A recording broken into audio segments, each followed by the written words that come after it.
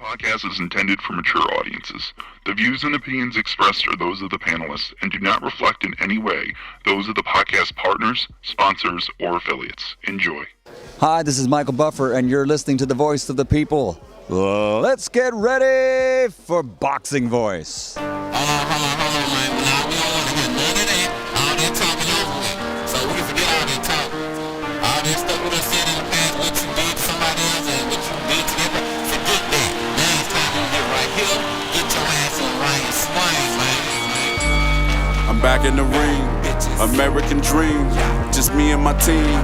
The Florida boys, shout out to King. Another money grab with the Wu-Tang cream, royalty with the flow, as King got mean. From a small town called Fresh off a bitch niggas ass niggas ever think of calling out me. Okay, my lid's low, but then lid's low. You know it started out piss po. Nothing like yo kin folks, fuck like I do it like this. I got all the belts, young Klitschko, if you want smoke, flame on. The only problem with that, Holmes, you got a glass jaw and I'm Roy Jones. Speak on my name, let me find out.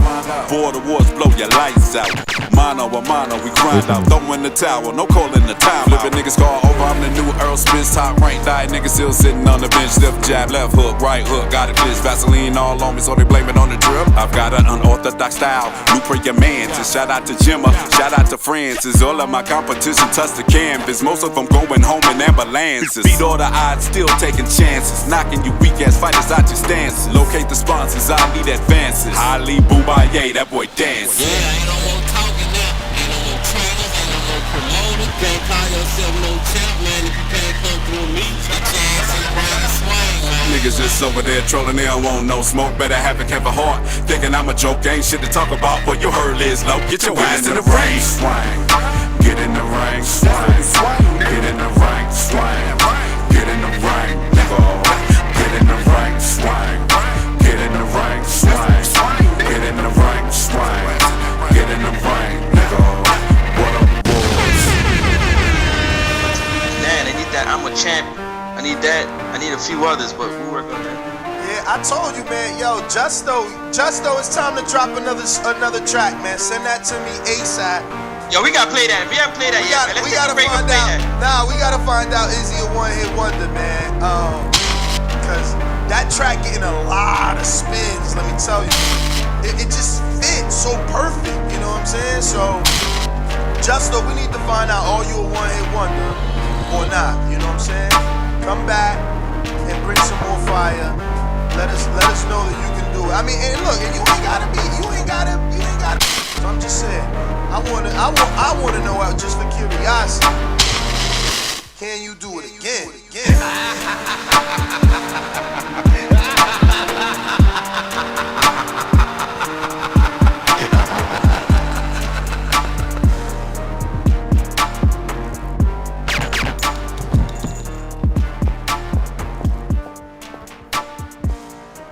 What up? It's Saturday, fight week. It's going down. Should I say fight day, man? Terrence Crawford, Kell Brook, they going in the ring today. Shout out to one of the community members, man. Let me get this dude's name down pack. Wow, the balls on this guy, let me tell you.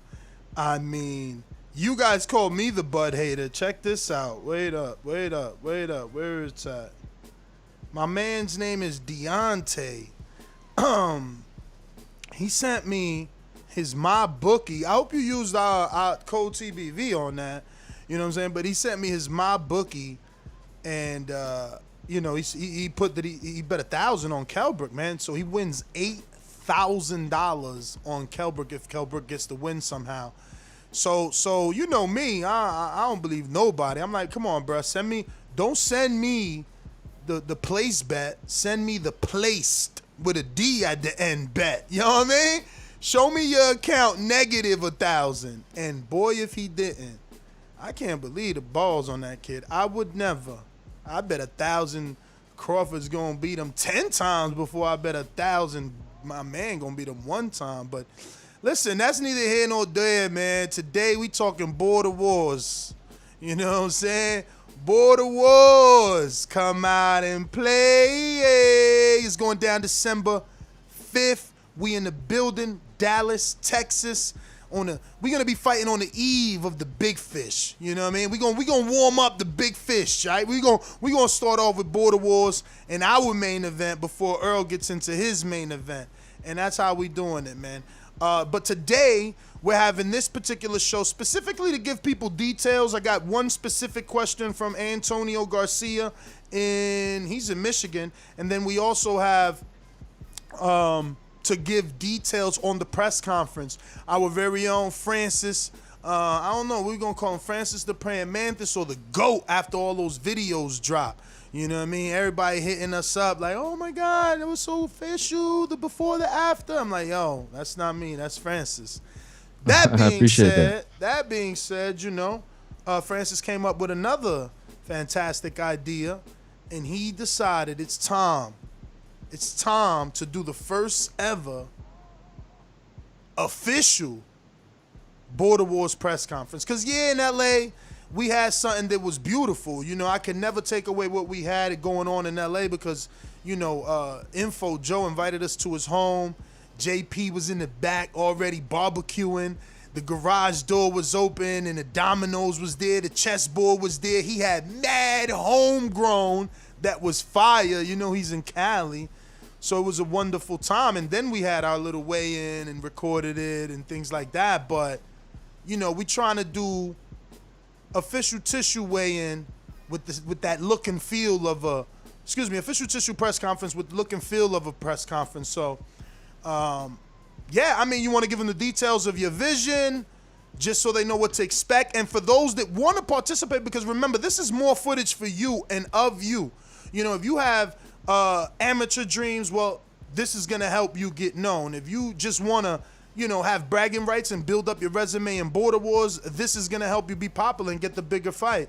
And if this is just a one-off for you, this is memorabilia content that you could put on and play for years to come for your family. But obviously not everyone could be involved. Not everyone could make it on a Friday. You know, some guys might fly in on Saturday just for the fight due to work reasons. But Francis, the Praying Mantis, tell us all about it, man. What's the details? Why is this a must? Why should they take off? Why should they try their best to be there Friday for this press conference? What you got planned for them? What's going on, guys? How y'all doing? The reason why everybody, you know what I'm saying, if you can be in the building, because I thought about doing a virtual press conference, but I mean, that's too much moving parts in order to get that done. I feel like if we're in the same building, everybody get an opportunity to get asked by the commissioner himself, Nestor Gibbs, you know what I'm saying, some questions on the fight, and you have your opponent, you know what I mean, in the building with you. I think it's gonna provide so much more energy, so much of a better feel. The recording is going to be totally better. And yeah, this is a keepsake, man. This is a keepsake. What is keepsake for you to show for your kids, your grandkids, or just to show people who maybe want to take a chance on you in the pros, you know what I mean, or the amateurs, whatever the case may be. You're going to have footage to look back on it. The weigh-ins are going to be next level. We want to give you that full pro experience. We're talking about press conference, interviews, weigh-ins, the whole fight, the fight day, everything to do with the fight day and after. We're trying to do this whole event. It's going to be amazing. Trust me, guys. If you're participating and you can get in on Friday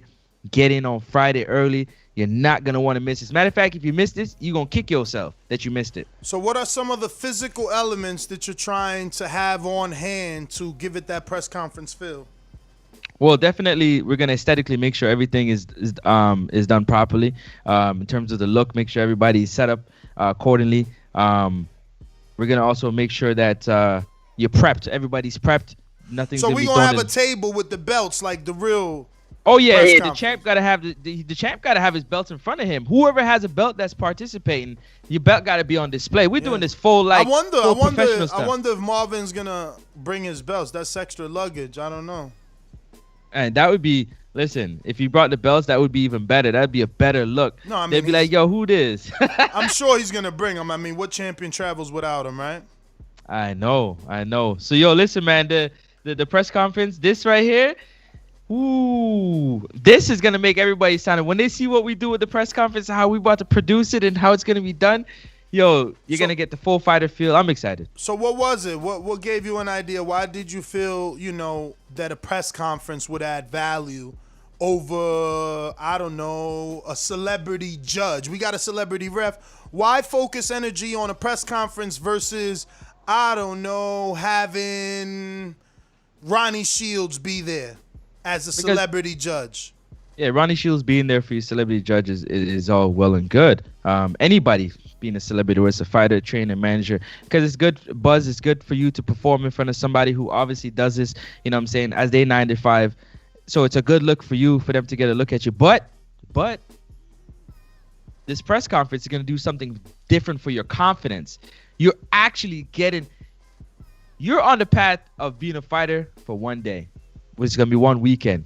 You're going to do the whole press conference and the whole weigh-in, and that's going to be way better than you sitting there and watching it. Now you're going through it yourself. Now you're on the hot seat. You know what I'm saying? The commissioner's asking you, promoter's asking you questions about what do you think about your opponent, and your opponent is right across the table right there. What are you going to say?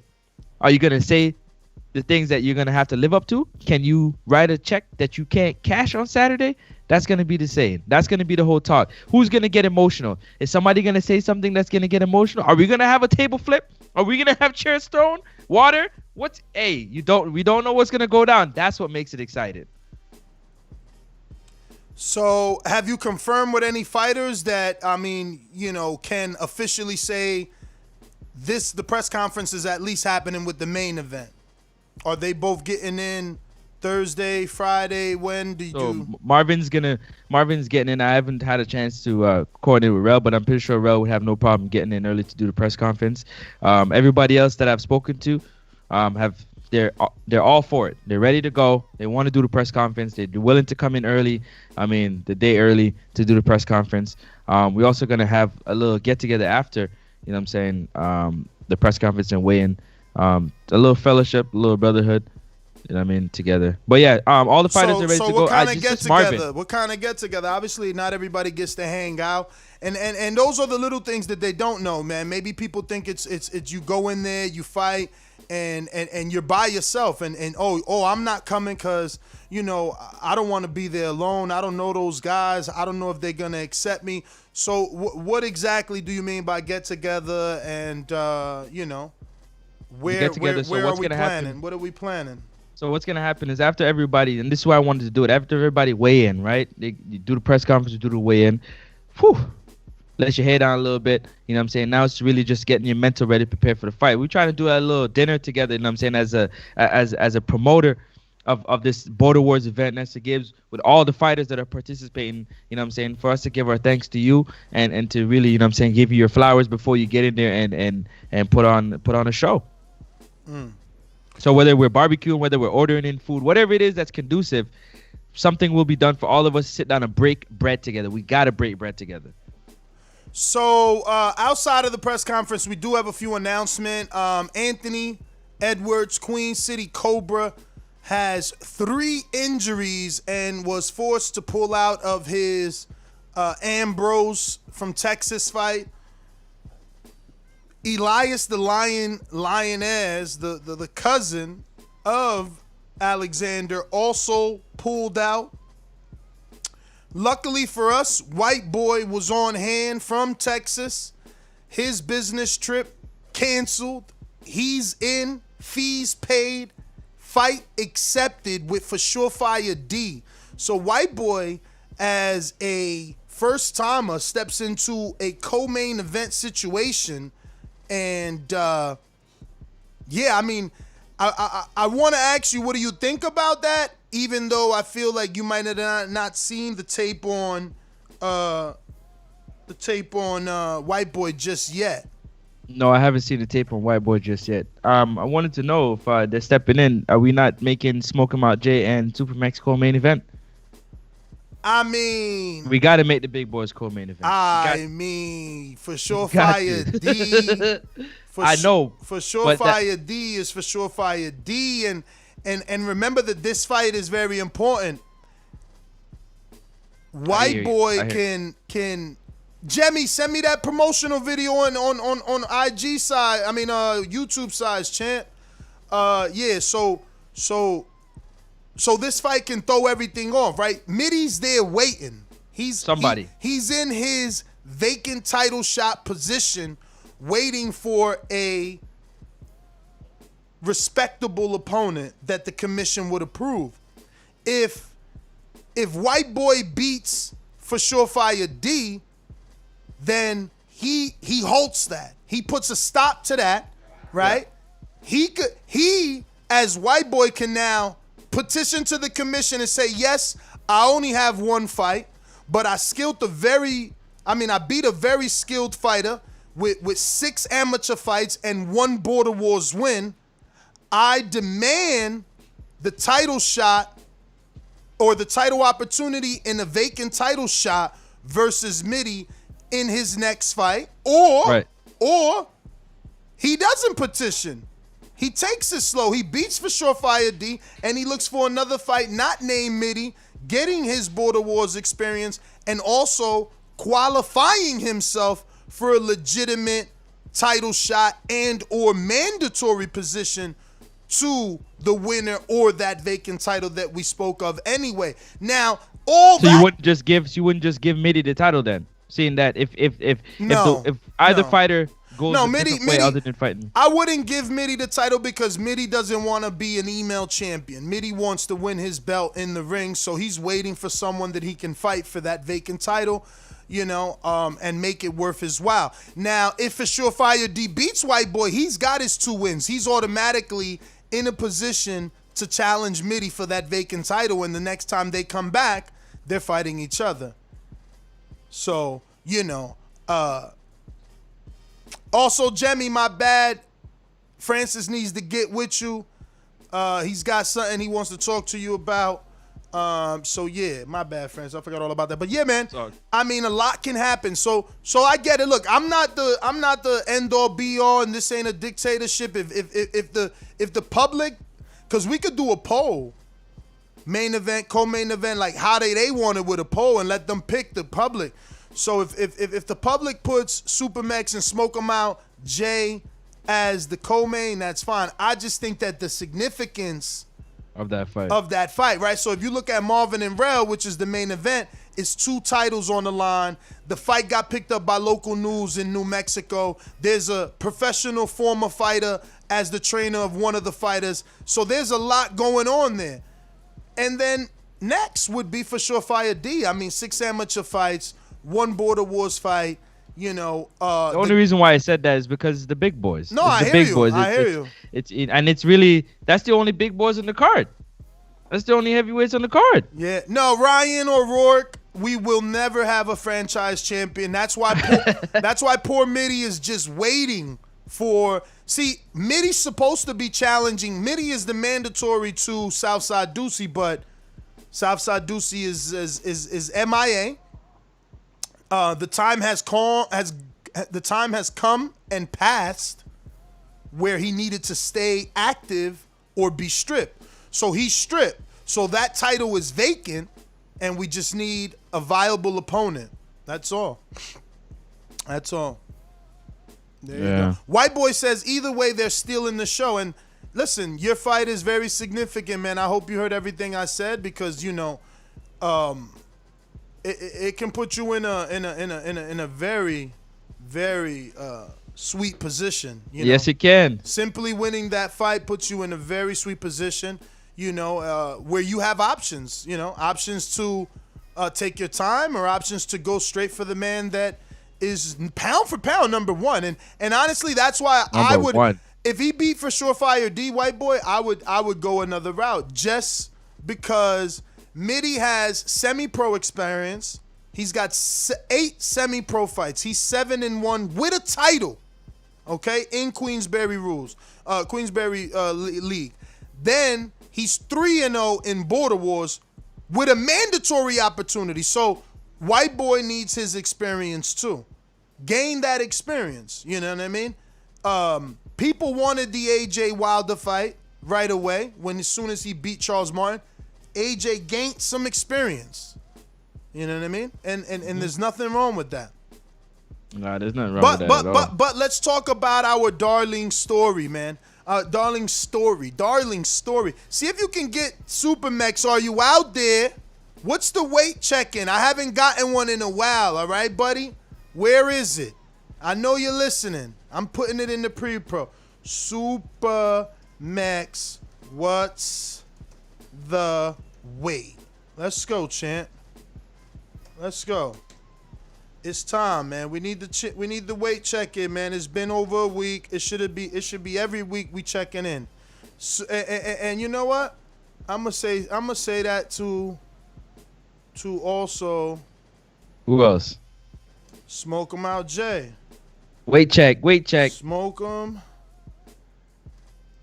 out, Jay. What's the weight, B? What's up? What's the weight? Let's go, man. Where you at? Where you at, man? So, a lot of sparring dropped, man. Tell me you got to watch it. I know you did, man. I know Of course, you did. you already know I did. My man's a real one, man. He's a real one. Which one you want to talk about first? Because it was like, what, three or four different fighters from Border Wars released sparring. I know Mission Impossible Jones, Shawn Mission Impossible. Is he from Houston or Dallas, Cruz? I know you're out there. Let me know. A couple of Texas people in the chat. Let me know. Is Mission Impossible from Houston or Dallas? He had a Rell. Rell did his Rell dropped some spawn. Rell dropped some spawn. Only a minute though. Only a minute. They saying Mission Impossible's from Houston. So Mission Impossible's from Houston. He dropped spawn. Rell from Detroit. He dropped spawn. Marvin keeping us very entertained. If you haven't checked out Marvin's videos, definitely check it out. Marvin, who is the WBA and WBC champ in the main event, he's actually training at the former gym of Earl Spence, and he's getting real work. I mean, he dropped sparring footage with a guy 6'9", man, or 6'8", something crazy. Yep. So, you know, he's getting that work over there in R&R, man. You know, only sparring with amateurs, with nationals and things like that. So, huge congratulations to Marvin for stepping it up and taking his training camp to the next level. We got a super chat via Cash App. Shout out to Anthony Von Lewis, always saving us that 30% cut from YouTube and going straight to Cash App at NestGTO. He says, Border Wars is the initiation. Yes, it is, man. Yes, it is. Definitely. It's the initiation into that brotherhood, man. I mean, you know, the Sony Woods and Christian the Tank, the real Tank, video dropped yesterday free for those to watch on our YouTube channel, and he spoke about that, man, wanting to be a part of this because of that brotherhood, wanting to be part of the brotherhood. And I know he felt it, man. I know he felt it because, I mean, I tried to see what could we do financially just to get him back on this card. So I know he had to feel the brotherhood because I see the entertainment value in him. You understand? I would love to see him versus Eddie or you know. Tank? Yeah, man. Hell yeah. Eddie, that fight is solid. That's a good fight. Him and Eddie versus Tank? Him and Eddie, and then him versus the winners of these heavyweights right now on Border Wars 9, you know, Supermax, depending how he looks, and Smoke 'em out Jay, depending how he looks, it could tell us. Because listen, I watched that again, man, and the Tank is no joke. He letting hands go. You know, he fights in spurts, but when he fights, he letting those hands go, and they got a lot of... Such a dog, though. Yes. That's like, I can't stop watching. When I watch it, I'm like, yo, he's Tank punching. is a dog. He's punching even in the clinch, man. Even in the clinch is no joke, man. You got to protect yourself at all times with Tank, man. Don't play no games. No games. But if you haven't caught that... no, listen, it's like I said, man, Sony's gonna kick himself. He should be already, you know. He looked so good. He was pumping a jab, doing his thing, but you know, like opponent, one of these guys. If he would have took some shots in sparring, that shot would have been a little bit, you know, he would have still went down and everything, but he would have been able to recover quicker, you know, and more confidently. But as an opponent, I mean, he's got to want to come back in order for me to think like that. And for Sony, I think if not Tank rematch and he's looking to rebuild, I think the Santiago fight might be the fight for him. Even though he's got a big right hand and I don't want him to hurt Santiago. Yeah, he got a big, and he gonna learn how to turn it over, right? Yeah, he got a big right hand. I don't want him to hurt Santiago, but if he doesn't feel he's ready for the rematch, you know, Santiago is the only other person on Nobody else. on that level. Well, you let's know? see how Smoke 'em Out and Supermax do, because Smoke 'em Out with the height and the size Well, might be. All right, but would Sony want Smoke him out coming off of? You know what? It might be somebody his size. He might. I don't know, man. I mean, I feel like if you ain't get that confidence with someone smaller than you, it's gonna be more difficult with someone taller than you, or as tall as you. But listen, that one white boy said, DeMarcus, let's give them a show. No one will forget. Much respect to you and good luck, my brother. You're gonna need it. Wow, you're gonna need it. Now, white boy, you could watch DeMarcus. He fought Shawn Mission Impossible Jones from Houston, who's also returning, and they fought at 175. So now DeMarcus is coming down to 160 for this fight.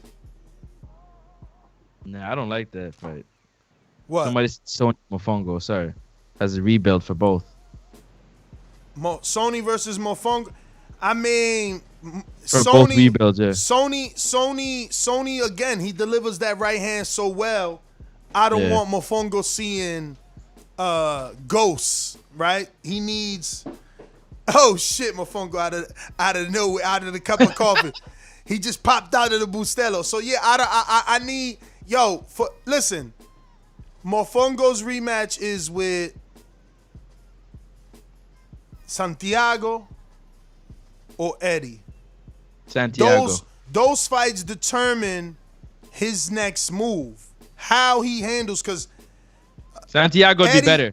Eddie, man, Eddie is just like this fucking guy that has all this skill. If you watch the Smoking Out Jay sparring, he's beautiful with the left hook, man. He could be Andy if he wanted to, but he's not.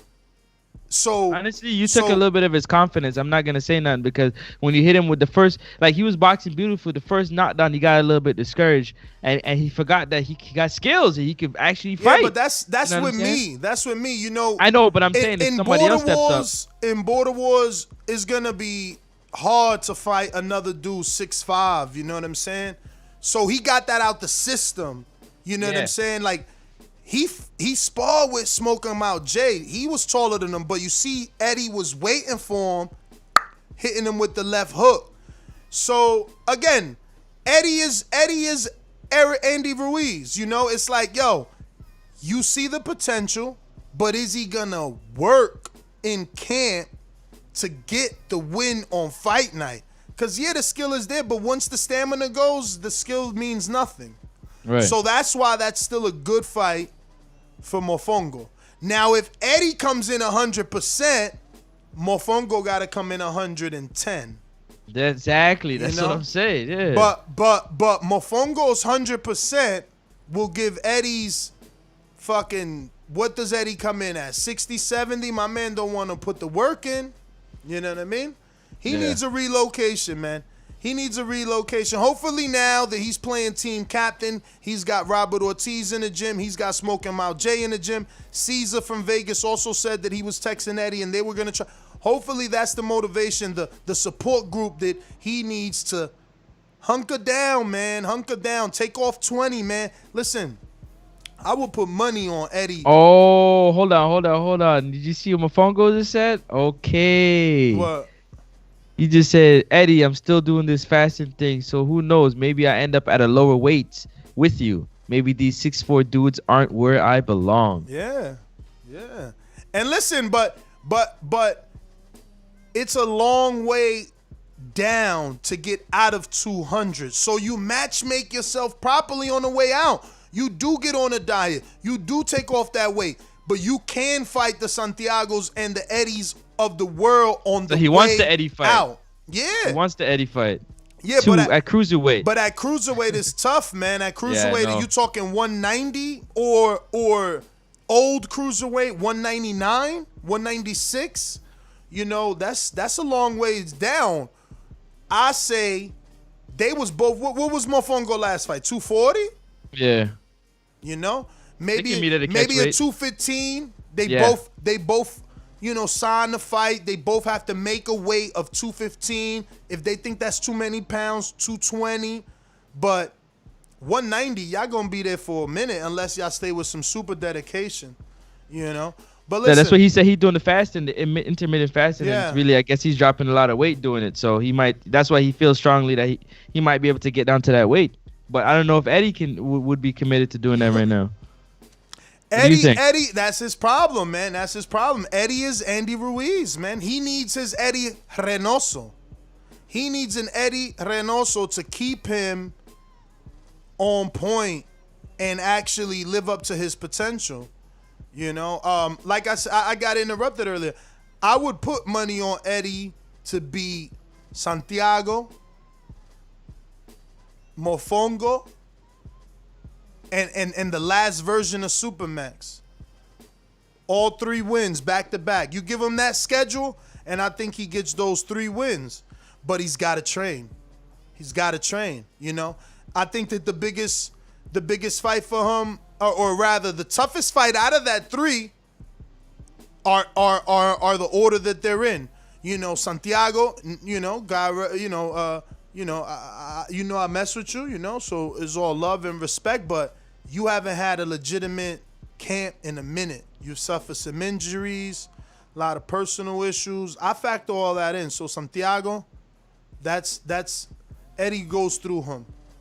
Mofongo, he's seeking. Hold on. Through him? Eddie goes through Santiago. Okay, all right. Yeah, it's a good fight. Stoppage, right? No. You're going full. Santiago don't get stopped. You gotta hit Santiago real good to stop him, and they did throw the towel in on him, but like he you know that was whack headgear, man. They made those shots look worse. We got a super chat from Louisville Slugger says salute. Can't wait for the Border Wars 9. The future of amateur boxing. Oh yeah. Speak it, believe it, receive it, man. Definitely, man. Sure. But yeah, man. Eddie and Joseph, Big Supermax, that's gonna be his toughest fight in that 3-fight plan.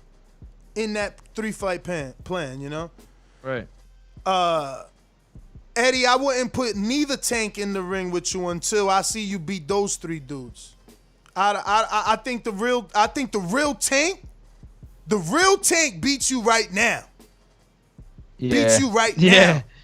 You better stop. Real Tank is different. He got too much dog, and you on his height. He ain't gonna have to find you. You right there. You ain't a mover. You see Sony was moving. You, before you get the real Tank, nigga, you need a real camp. Take a real camp and that tune-up. Listen, take a real camp. And a tune-up? Wow. Yeah, because the real camp. I agree with you. You gonna do 8 weeks for the tune-up, then sign the Tank fight. And even there, that's not what Nesta wants. Nesta wants you to fight Santiago, Mofongo, Supermax, and then me and you sit down as a team and we see what Tank was doing and see. Because right now, if y'all both step in there, Tank is the favorite. Wow, off the top. But yo, Tank, honestly though, I see Tank to be a problem for most heavyweights. Just based off his dog. Like he got heart. He got dog. He got a of lot dog. He spars a lot. And he spars a lot. When you ain't throwing, he's throwing. So you got to be careful with a guy like that. Listen, we got a quick super chat from Machine Gun Garcia, Matt Machine Gun Garcia in Plainview. Actually, I think he's in Lubbock, right? They don't live in the same area. But he says, almost time, champs. I want to see what he's going to look like, man. Let's move on to the next fight, which is, because, everybody gets tough love. We on Mario Amin, man. Mario Amin, and I don't know, man. Is it me, or do you get the sense Mario ain't been training? It seems like when he was fighting Keem, it was a lot of mention of, oh, someone made me a shirt. Oh, I got donated gloves. Oh, I'm in the gym. Oh, Jerry's training me. Oh. And then we ain't hearing nothing. So nothing. I don't know. I'm being a commentator. I'm stirring the pot. you know, maybe not hearing nothing means he ain't doing nothing, or maybe not hearing nothing means he's working. That's why we ain't hearing nothing. But he's taking on Amin, who just off eyesight, and I got the pleasure of watching Amin work a little bit. He came, you know, here to the TBV gym, and him and Doomy had a couple sessions, and I got to see what he can do and what he's How's he capable. looking, champ? How's he looking, champ? No, and that's the thing. It's not how's he looking. It's what he's capable of doing, the potential of what he can do, and if he taps into that, and he can lock it in before fight night, Mario got all types of problems because he couldn't cut the distance on Keem, and Keem is way smaller. You know what I mean? He's shorter. As agile as I think that Amin could be as agile. He didn't show that. They weren't doing those type of workouts.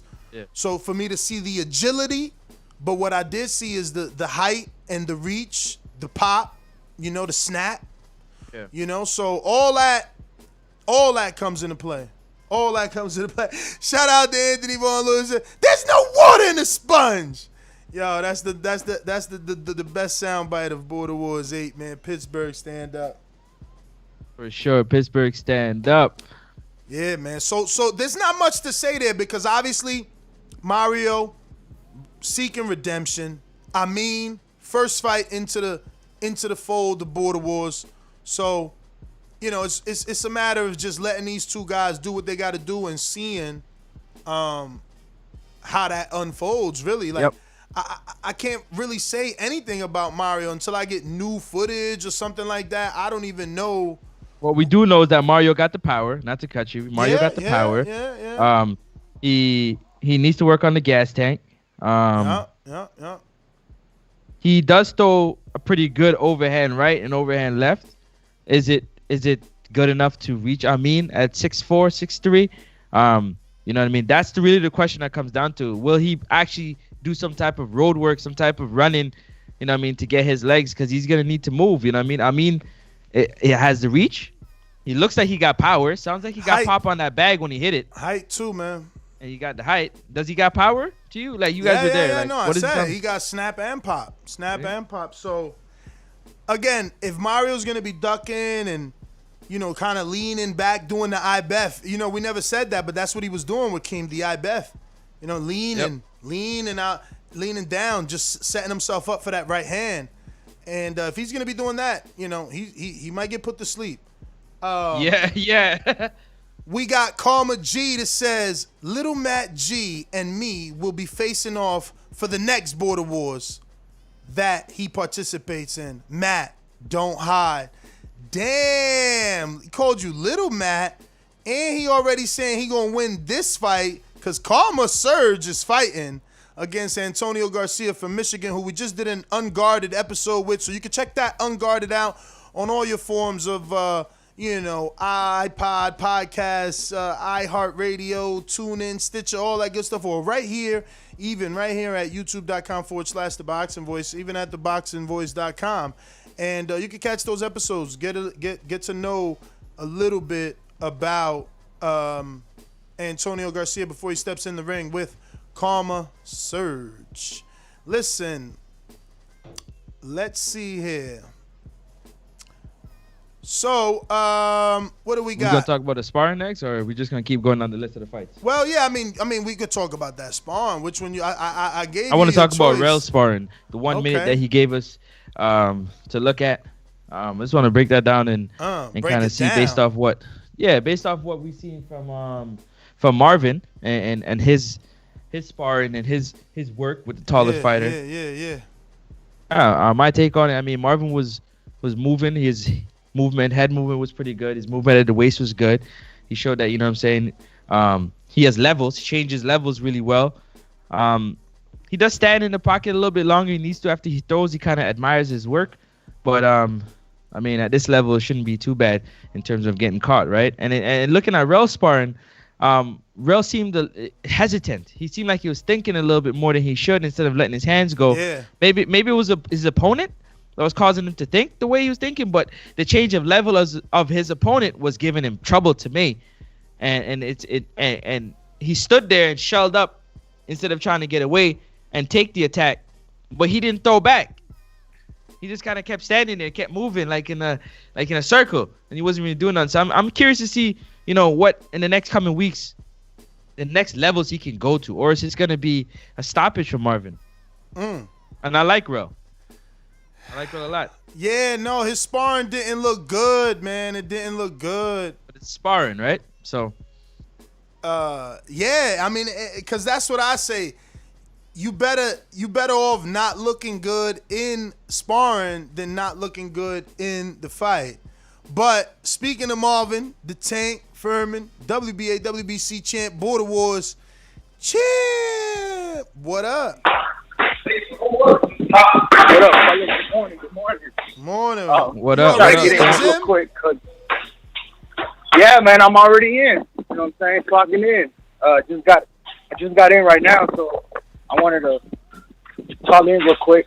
I wanted to comment on that sparring that Rell dropped, man. We already know what they trying to do. You know what I'm saying? They're not going to show too much footage. They're not going to talk too much about it. I don't know what it is. I don't know what he's so scared about. He talks so much shit saying that, he's going to do this and that. And then they drop that type of footage. It's all bullshit, So I'm calling that shit a flop. I know that footage is not, that footage ain't real. You know what I'm saying? So, I'm going to call it like it is. Does that make you angry? Does it make you angry? It doesn't make me angry at all, really. But at the end of the day, he knows what Border Wars is all about. So I'm trying to do my part. And, people know my story with work and my life and shit like that. And I'm trying to do my part and try promoting this fight. And he's doing nothing of it, So you feel like he's not promoting the fight? That's what it is. He's not. He's not promoting the fight at all, man. He did his Unguarded. He got a lot of love for it. He was a good Unguarded. I'm not going to knock it for it. He was there. And he got his little time to shine on TV. Marvin, where the hell are you, dog? I thought you was in the gym. You got so much background noise happening right now. You in a windstorm? Yeah, it's kind of windy right now. It seems like it's getting warm. Can you hear me? Yeah. Decent. Okay. But yeah, man, he talked all that shit in the chat, and now when it comes time to actually, show what it's all about, he doesn't show anything. So in that way, I do kind of feel upset because we are the main event, and I do want him to, help me promote this fight. You know what I'm saying?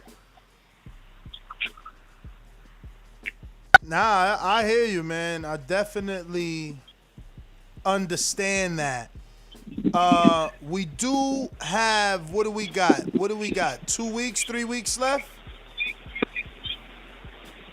Yeah, we're about 3 weeks left. 3 weeks.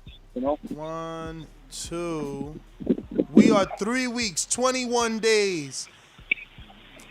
Since this isn't a pay-per-view, what is it that you are looking from him specifically to do in terms of promotion? What do you think he's lacking in terms of promotion specifically?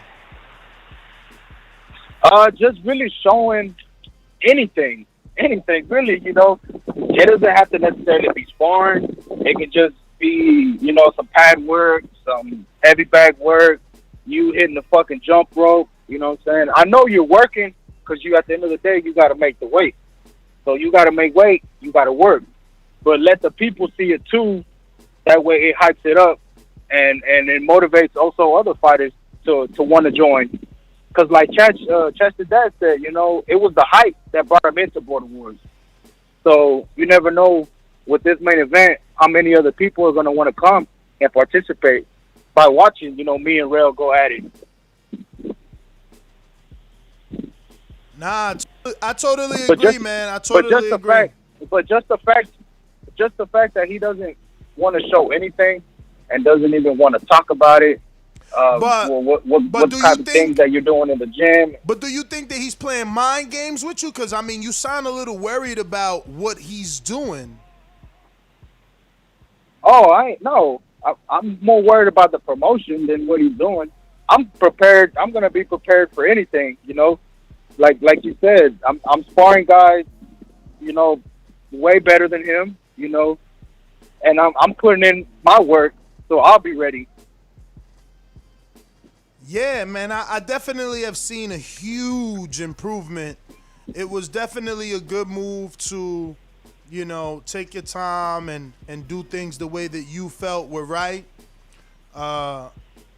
There's a little specific combination I know that you're working on, and I see it's working for you, man. Come on, Dr. Ness. Come on. Nah, I can't tell him. I see it though. I don't want to, you know, off air. No, I can tell him. I mean, don't give it away. Don't give it away. But I see it. He's doing his thing, man. You're looking real good. Definitely got some background noise, so we're gonna go ahead and let you go so you can get ahead and get the work in and shit. But I mean, Francis, you think? I don't know. I hear a little bit of worry. You know, I do. It's not a pay-per-view, but I get him. He wants to get as much promotion for his fight as possible. But the way I look at it, like, you the A side. I said that you the A side, man. You build it. Like, his videos are fire. You know what I'm saying? He drops good, nice clips. They got music, you know, transitions. He's showing you all different type of work. Just keep building your audience. You know what I'm saying? Yeah. The lack of promotional, you know, But footage. it can get frustrating though, Ness. It No, can I get hear frustrating. you, but every time Rell doesn't drop something, it only makes Marvin more popular. It does. It does. It only does. makes I the agree. lines get more separated. Every time, listen, you ain't dropped nothing, and then what you drop is sparring where you getting beat up. So yeah, maybe some are like, nah, he ain't really getting beat up. That's just him playing with the head. Is he? Yeah. Is he? Like, You know what? That could be the question. You know, Rell is doing his best to try and get into the head of Marvin. You know what I mean? They got their little back and forth beef that they got between one another. And I think the sparring footage that he dropped was purpose.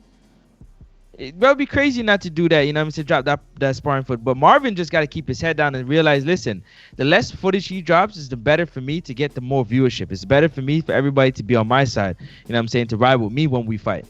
You know what I'm saying? When I win it, I become a bigger star than I'm already is, you know what I'm saying, based on all the talkings that was going on, you know what I'm saying? no, I hear you, man. But for me, I don't care who's talking, who's doing promotion. I'm gonna be bigger. You know what I mean? Like for everything you don't put, I just have more than you. There's just more people tuned into me. That's just your lack. Now. Listen, Rell's game plan could be like, yo, I'm starving the people and him for content, so that on night of it's all a surprise. Right. But you know what that does? Now you got no jury. There's no jury that rides with you because your story Exactly. ain't been told. So your 12 peers, they already riding with Marvin. They think Marvin's clean cut. Oh, Marvin's been working. Oh, I seen his weight loss journey. I'm with Marvin. They invested in Marvin. So it's good. It could backfire. You know, it could backfire. Because Definitely could backfire. Because you got to remember that the judges, you know, it ain't like we flying in judges from different countries. Like, you know, you got to do what you got to do. So, you know, but look, that's a little bit of free advice, man, for all those Border Wars fighters out there that they think that they're being slick by withholding footage so their fighter can't get prepared for them. You're also shooting yourself in the foot. Just know who the judges are, man. The judges are your peers. The judges are the callers. The judges are the people that are in the back chat and show up. So, you know, you could be the one that they don't know. Yep. But that you know what happens when you don't know somebody. You don't stop at the side of the road when that person got a flat because you don't know his ass. Fix your own damn tire. Fix your own damn tire. You ain't shooting me. Bye-bye. You know what I'm saying? So that's what you're doing when you ain't putting out footage. But look, everybody, to each his own. To each his own. Eric Cruz Dallas, Texas, someone you ain't even got to ask about footage, man. Someone that, I mean, you need to pay Eric to put your footage together. Did you see that video? I think Eric. That video was fire. I think with Eric's permission, we should release that to the public, man, to inspire the masses. I'm back, man. Cruz, what's up? Yo, what's going on, Ness? What's going on, Francis? Can you guys hear me good? Mm-hmm. What's up, Cruz? Okay. What's up, man? What's going on? It feels good to be back in the show. Finally, man. It seems like I only come out for Border Wars show, but yeah, that's usually when I got, time to call in Saturday mornings. But yeah, man, it feels good to be back. I'm glad you guys enjoyed the footage that I made, that little video. I kind of wanted to make a statement to show everybody that I'm back. I've been training. I'm in the gym, and I can't wait to get in there, man. Because at the end of the day, the rivalry is there, right? We love that competition, that thing that motivates you to work out harder. All that is great, but at the end of the day, what I love is just the whole brotherhood, right? Just all the different kind of people that I've been able to meet throughout the process. Seems like every Border Wars is like a new brother that I make, So I'm excited for that. Definitely, man. So, Cruz, that's man. what it's hold on, not to cut you, Ness. That's what it's all about, Cruz. Just to piggyback. I love that you said that, man, because when I watch it from afar, a lot of people, and I told Ness, buckle up. What you're offering, man, a lot of people want to be a part of, man. They want to be a part of that brother. They want to feel like, they got brothers all over the world. You come into a city, and can be like, yo, Cruz, I'm in the town. What's happening? Can we link up for a day or whatnot? You know what I'm saying? It's just that brotherhood. And we going to share the ring together. Like people, whoever you fighting. Oh, for sure. For sure. Go ahead, Ness. Nah, I was just going to say, man, that congratulations. I see you accomplished that 20-mile in 1 week goal challenge that you Mitty challenged the whole Border Wars chat, and the whole Border Wars chat except Cruz ignored him. And you really put that in, man. That was 4 miles per day for 5 days. That was no joke, man. How was it? Have you ever done that before? Yeah. In the past, I've always kind of ran. I kind of never really kept track of it. But with this whole COVID thing, man, I gained some weight. I went back to heavyweight. So with Border Wars being around the corner, we don't got that 8 weeks, training camp that we kind of usually do. I got to step it up. And with me being able to work from home now, also due to this COVID thing, which is kind of a blessing because I'm able to go work out as soon as my time is up from work. I put on my workout gear and I go for a run outside. So I'm able to do more with my time. So I'm training way better than I was for my previous Border Wars. So yeah, it wasn't as hard as it was in the past. So I feel great, man. I'm doing 2 or 3 a day. So I'm getting in shape. I'm dropping the weight, and I think I'm gonna look great that day. Nah, awesome, man. Awesome. Man. Based off that Apple Watch notification, you got to be looking great, man. So you made it up to heavyweight. How heavy did you get? Because I think that the weight loss journey is always the most important story to tell some of these guys. Some of them are like Joseph was, where they feel like, oh, I'm not going to get involved until I weigh a certain amount of weight. And in actuality, it's going to be super hard to make it there. I started off, this was 3 weeks ago, man. I started off maybe around 210. And I weighed myself today. I was 195. I know a lot of that is water weight, but I mean, it's nice to look at the scale and be like, yo, I'm 195. I'm almost at fight weight. So yeah, you got to get a fight, man. If you want to lose weight, this is what you do. You join Border Wars because once you know that, hey, at the end of this time period, at the end of the 6 weeks, 8 weeks, whatever time you have to train for your fight, there's a fight at the end of that. So you better work. You better put the work in the gym, or else you're going to look pretty bad in the ring that day, man. Yeah, man. So Cruz, man, you said you started at 215 for this one? 210. Oh, 210. Okay, and then does running just come natural to you? No, not at all, man. I hate running.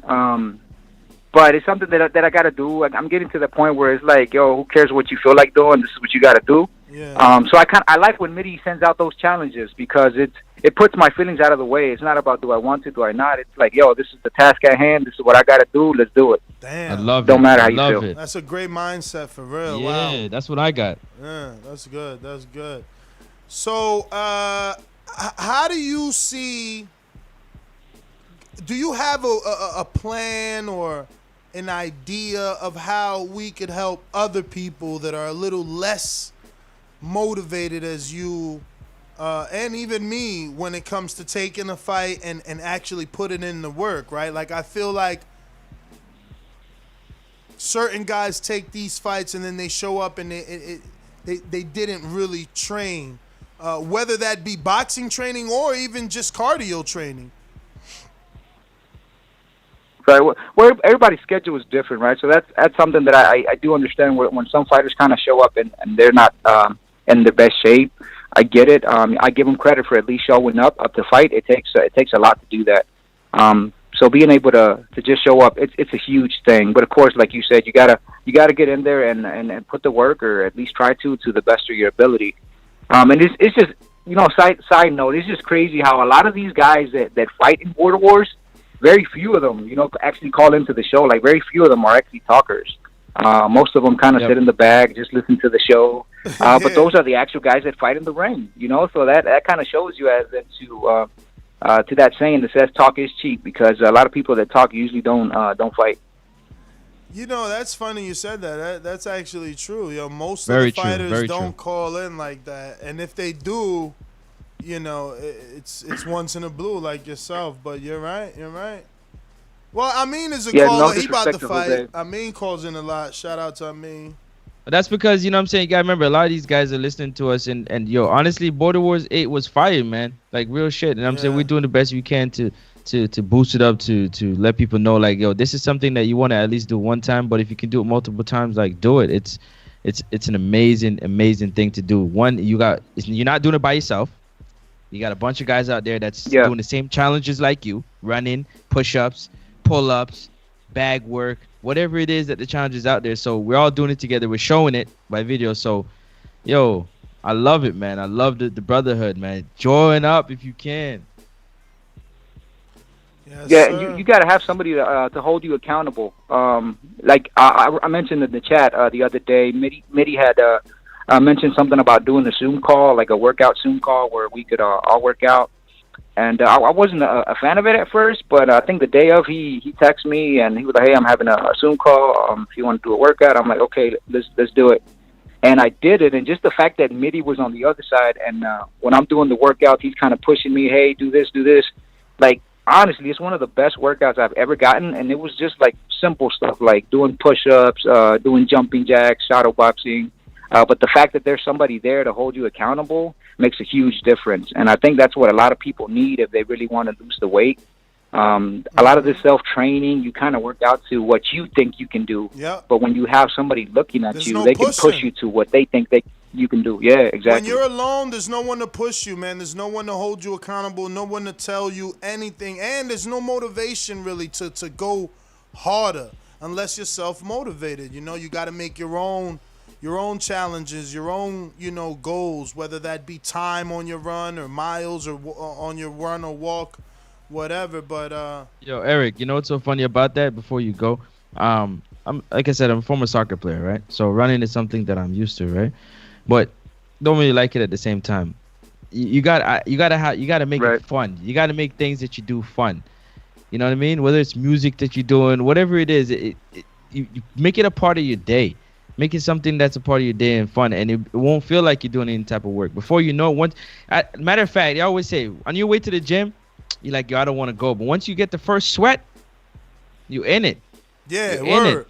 Once you get that Yeah. sweat going, you're totally happy. I mean, Forgot that you were not tired, you didn't want to do everybody, it. but yeah.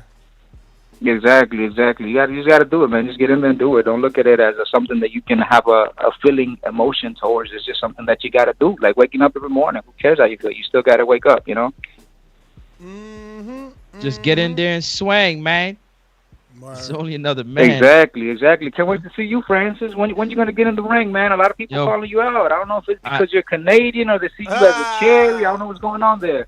Yo, they think it's sweet, man, but it's all good. Like, one thing about me, like, let's say, like, I talk a lot, and like you said, we're gonna play ball, and I learned a long time ago, only talk about things that you know you can do. You know what I'm saying? And I can't wait to get in there and do it, man. I can't wait. I'm supposed to be Border Wars 10. Hopefully, we gonna throw down and have some fun. He's talking February, Yeah, they March. just That's what they're trying to slide in February, March before the big DR trip in May, June. East Coast. yeah. There's just so many things, like so many possibilities after this Border Wars. That I'm excited, man, because I've been with. Wait till this one is doing Border over. Wars That's all since I'm the gonna say beginning, to everybody. as I you told know, Les about this one. Wait till this one's over. You see the video. Wait till this one's over, man. Jeez. Yeah, I've been saying, I've been in Border Wars since the beginning, so I've been able to see how Border Wars has grown, and every single time it gets bigger and bigger, and I'm just excited to see what the future holds in store for Border Wars, man. And actually, after this fight, I am going to be the most active fighter in Border Wars, so that's another one of the reasons why I'm fighting is because some of these fighters are catching up, man. Hold on, Cruz, say that again. Say it again. Marvin Cruz is catching up. Hold on, Ness. Hold on. Cruz, say it one more time. I said after this fight, I'm gonna be the most active fighter in Border Wars. Yeah, Ness. Yeah. What? Yeah, dust off the rust, man. What's going on, champ? Right. We come to your backyard. You should be fighting. You better get in the gym. I'm gonna fight when you fight. I can't fight Border for Wars this 10. one. Yeah, Border Wars 10. I can't fight for this one. Okay. Listen. Doomsday is Border Wars 10. I All could fight. hosts Border Wars 10. I could fight for Border Wars 10 and 11, obviously. You know, I just Ness needs to fight for Border Wars 10, or else he's gonna get stripped, man. I don't want the IBF. Yep. I don't want the IBF. You don't want it? They don't do nothing for me, man. And I think I'm going for the WBC, man. I've been saying that for a while, man. I want a WBC strap. You going for the Bridgerweight belt? Nah. That Bridgerweight belt? Nah. I'm definitely staying as a heavyweight, but I just need that WBC, man. Can't be having that old red belt AJ had, man. That ain't the real one. But yeah, man, Border Wars 10. I'll feel you on that. Hey. Yeah. Just one last thing before I leave. December 5th, it's going to be two Danny's taking the L, Ringwalk Danny and Danny Garcia. Shout out to the Team Texas. Shout out to Chach. Shout out to Marvin.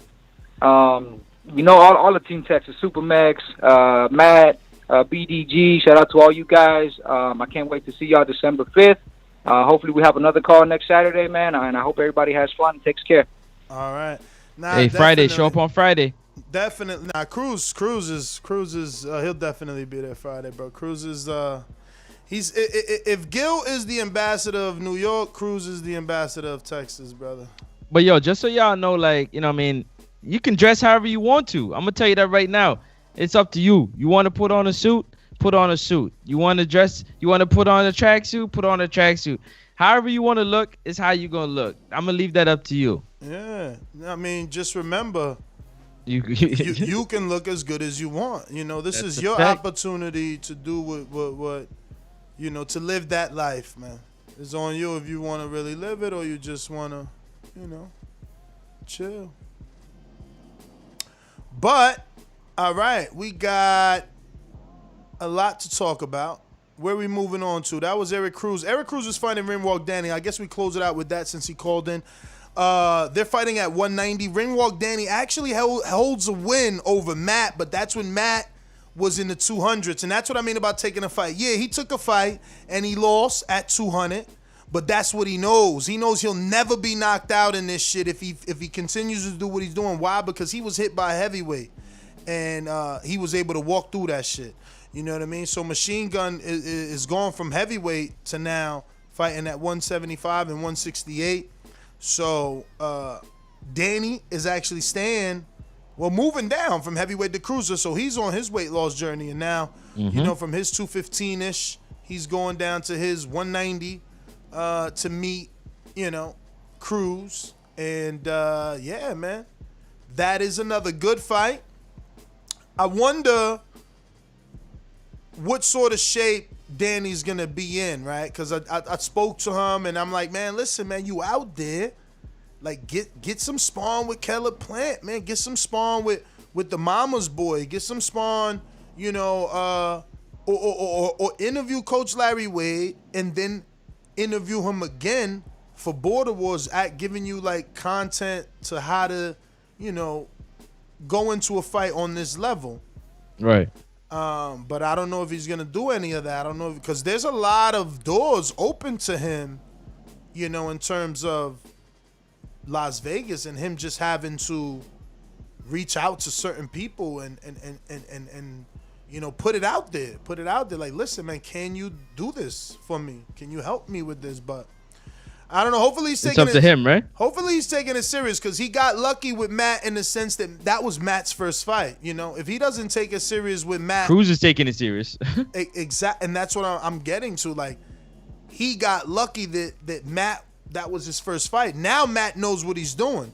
He can't take Matt lightly the same way that he should not be taking Cruz lightly, who's a veteran at this. And like I said, Cruz put in 20 miles this week. That's not including the weekend. Like, if he decides to go for a walk, it's all extra credit. So, I don't know, man. You know what I mean? I like to recommend for dudes to take it serious, man, so that you ain't laying on the canvas, man. Let's just be real. Don't take it serious and you're going to be sleep, man. You're going to be sleep. And I don't know. He can't help you. I ain't trying to be sleep. Not never. So, Be prepared, man. Get in there. Do what you got to do. Hit the bag. Run. Eat properly. Sleep properly. Do whatever it is that you got to do to give yourself the advantage, the best advantage to win, man. And watch the sport too, man. Don't get in there and forget everything that you know. Don't forget everything that you know, everything that you desire these fighters to do. Don't get in there and forget that. No, you got to manifest that. You got to bring that to life on that night, even if it's for a few seconds throughout that fight, because those split seconds, those are the ones that can make a world of difference in that fight. Yep.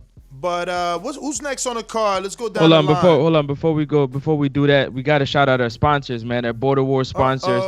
From top to bottom, we got to give you your just due. This is Border Wars Show, and this is perfect time to shout you out for all that you're doing to make this event a successful one, right? So shout out to Last Stand Podcast, Mr. Brian Custer himself.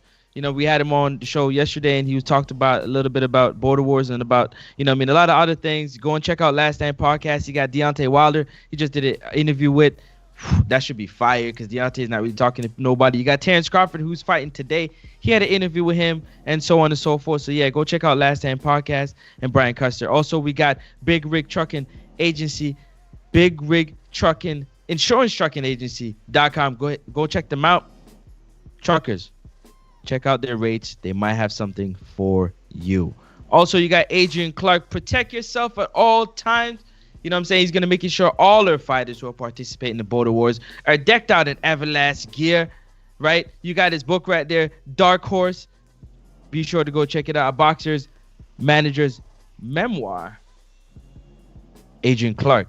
Yeah, be sure to go check that out as well. Shout out to him supplying all our fighters. They're going to be taking home those gears, the headgears, and the gloves after they fight. Also, Kendall Holt at holt.boxing.glove on IG. Go ahead and check out Kendall Holt.boxing.glove. He's going to be bringing out his sleek, custom-made boxing gloves for the winners of our Border Wars bouts. Also, you got Undisputed Boxing gloves. Shout out to Coach Rivera, the whole Coach Rivera team and family. We appreciate you, for sponsoring the event. They're also going to be giving their custom chic gloves that Mario Munguia fought in Border Wars 8 in Pittsburgh at Steve USS Cunningham's gym. Go check out that Border Wars versus Mario versus Keem on Border Wars 8. You'll see the gloves he was wearing, nice white ones. He's going to be supplying our fighters with some gloves if they win. Also, you got El Camino Electrical, Last Standing. Definitely can't forget them. Thank you for your continual support and appreciation for everything you do for TBV and Border Wars. We got Bravas.com. Shout out to Xavier Miller. Xavier Miller made that connection. That is the trainer of Dillian White. And we appreciate you for everything that you're doing. You got headgears and gloves that our fighters are getting. The winners of the fights are going to get an opportunity to make a selection from. Ooh, I'm so excited. WirelessBudshop.com. WirelessBudshop.com. It's one of our very own Patreons. Thank you for your support.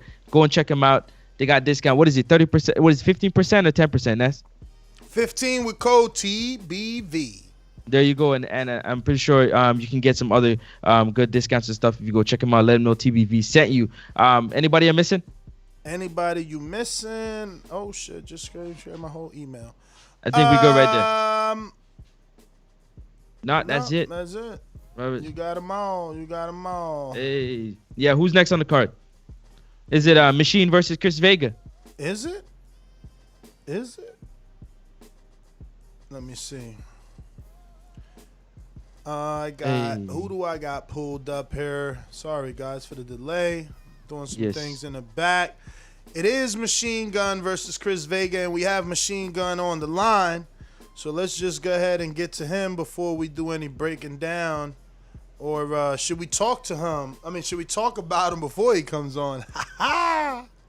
Yo. Nah, listen. He's 0-2, man. He's 0-2. Yep. This is a crossroads fight. He's taking on a guy that's 0-1. Lot of connections here, you know, because our Border Wars group is so small. He's fighting the dude that Jordan beat, who's simultaneously the dude that Karma Surge avoided. Wow. Yeah. And then Cruz is fighting the dude that beat Matt. Right. You know? Right. So, but for Matt, I mean, honestly, as a commentator, what I want to see is redemption. I need to see him win. You know, I want to see improvement. It would be the greatest Border Wars story ever, because there's gonna be people out there that have stopped fighting, and that are afraid of fighting because of fear of losing. Right. And if Matt can show them that, listen, I lost, but I kept trying until I won. That's the story that we need for Border Wars, you know what I mean? So I am selfishly rooting for him. His brother is also looking for it's his third fight, right? No, for Supermax it would be his second, and he's looking for his first win because he got a draw. So, you know, he's looking for the win. So what about Chris Vega? Chris Vega is a guy that said he had 8 years boxing experience, but Jordan blew him out. So he's also looking for redemption, you know? It's all going to come down to training. You know, the microscope's going to be on New Orleans. And I know you don't get that because, you know, obviously Matt is from Texas, but his trainer is from New Orleans and is meeting with him frequently in that Lubbock area, right. You know, and they're putting in work. So the pressure and the eyeballs are going to, for me, my pressure is going to be directed at the coach. My eyeballs will be on the fighter, but simultaneously viewing the trainer because this is Matt's first time getting direction, working with someone. And even if Matt says, nah, I had worked with this dude in the past, he wasn't at the fight. Coach J-Mac is going to be at the fight. Coach J-Mac's going to be at the fighter house, or they'll be able to meet before the fight. So, you know, I'm really looking to see a better version of Matt. I seen, obviously. I want to see improvements. That's what I'm saying. You can see them, though. Already. Well, you didn't see the footage then. I did. I seen this. That's what I'm saying. You can see it already. Yeah, I'm agreeing with you. Exactly. Yeah. I mean, the sparring, it was controlled, but you can see it on the pad work.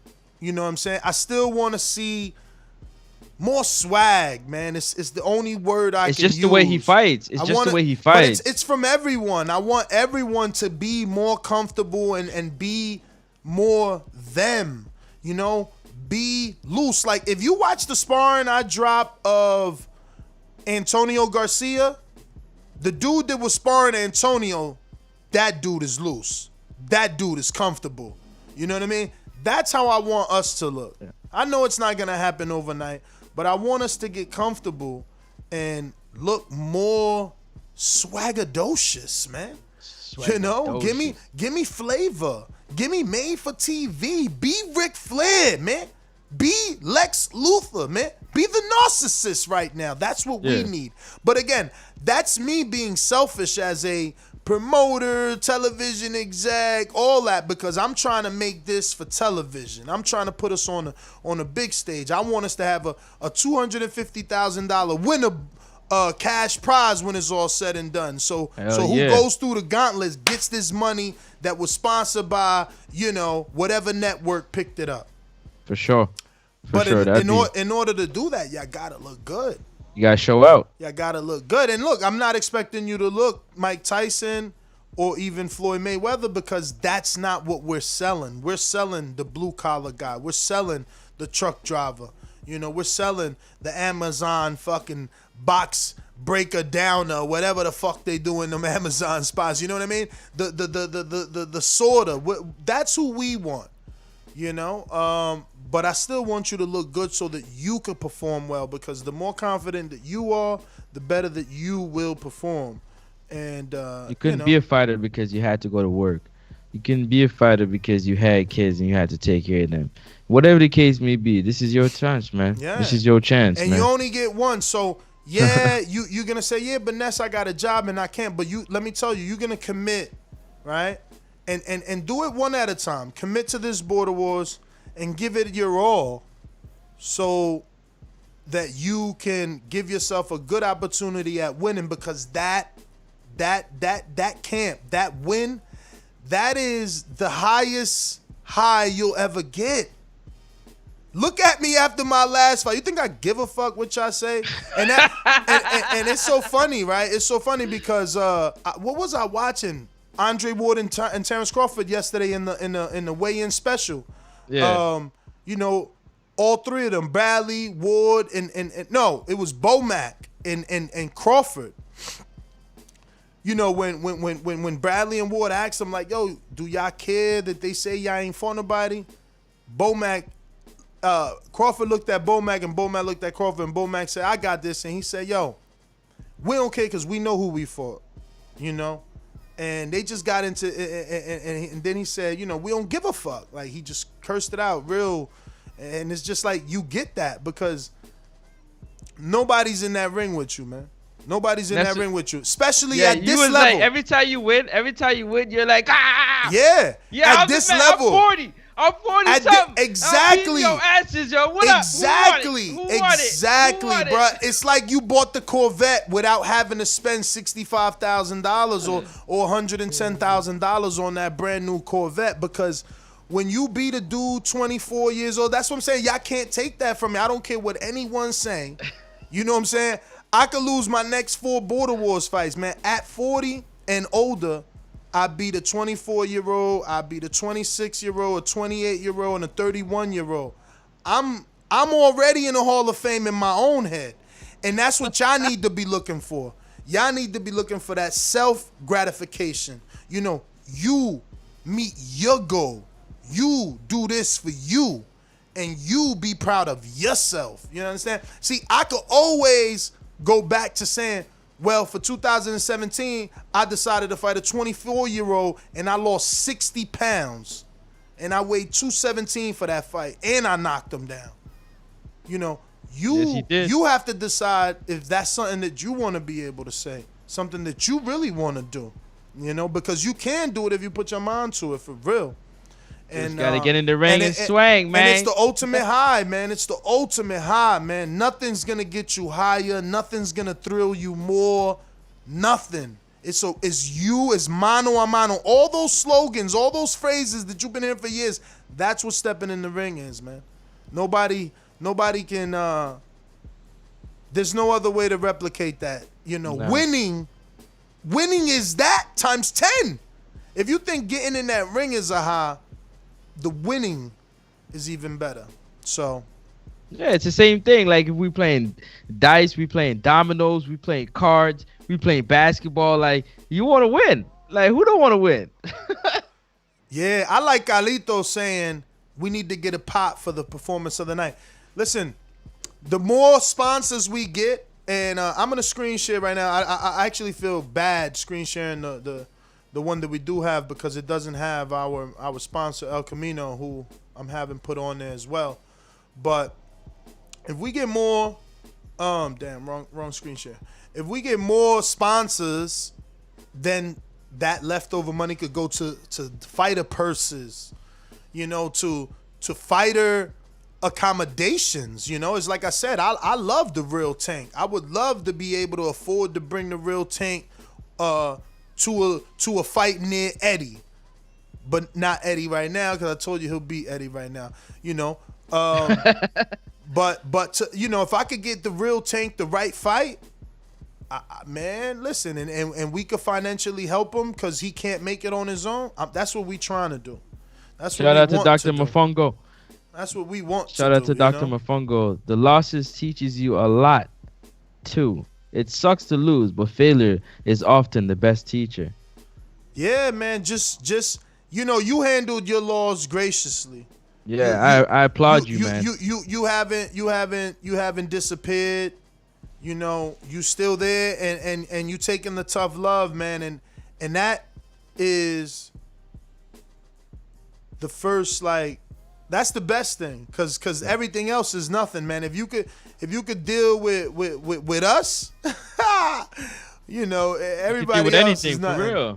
That's like your brothers, you know what I'm saying, giving you crap because you went out there and performed bad, but it's okay, because what happened now?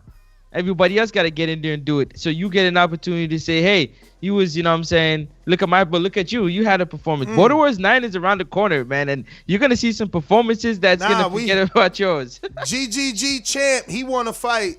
Who? But we talked. I already talked to him, and he's a heavyweight. There's nobody available on 3 weeks right now. He's going to have to sign up for number 9. You know, 10. I mean 10.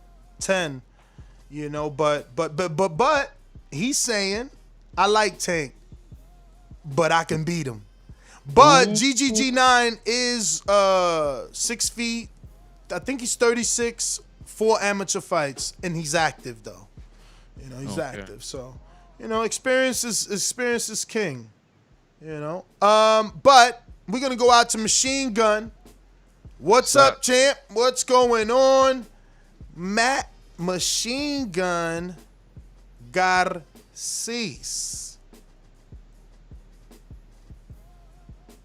Oh, what's up with my soundbite? Hey, damn. Boxingvoice.com.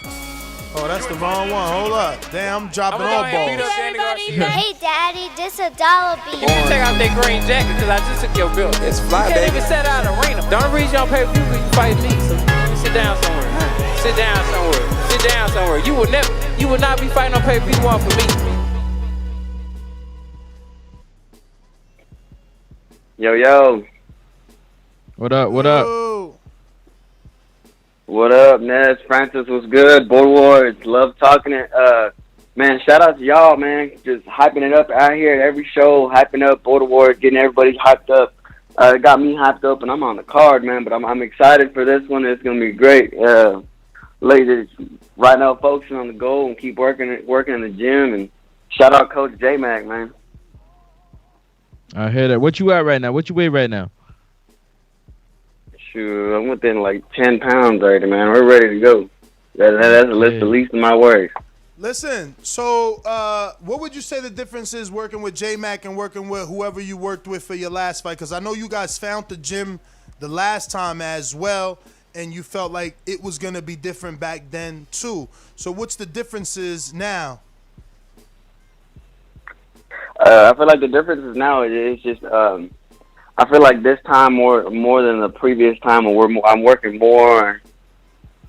with more focus and having accountability with everybody in Team Texas and everybody that's involved with Border Wars and people that from Patreon that like to look at the things that I put out and keep motivating me every day to just keep working. And it's just focusing on the win and setting everything up to like how I want to, man. But yeah, the accountability is more main than anything.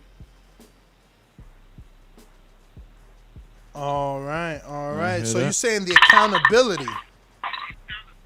Yeah, it's people holding you to what you say you want to do. You know, it's saying it and it's going out there and working for it and getting it done. and just I feel better and more confident in my skills and what I'm doing. And especially linking up with J Mac, linking up with Ambrose, linking up with whoever's trying to help me get work and I can help them getting as much work and just helping each other get better. So I'm excited, man. I'm excited. So how has the training with J Mac specifically and your previous coach? What is the difference there? It's more focused on. I feel like it's more focused on what I want to do personally. With the last people, I kind of jumped in a gym with a group of people that already had their own things going on, and main focus, and it was they're getting in shape, and then I feel like now it's getting in fight shape and actually putting game plans and strategies together.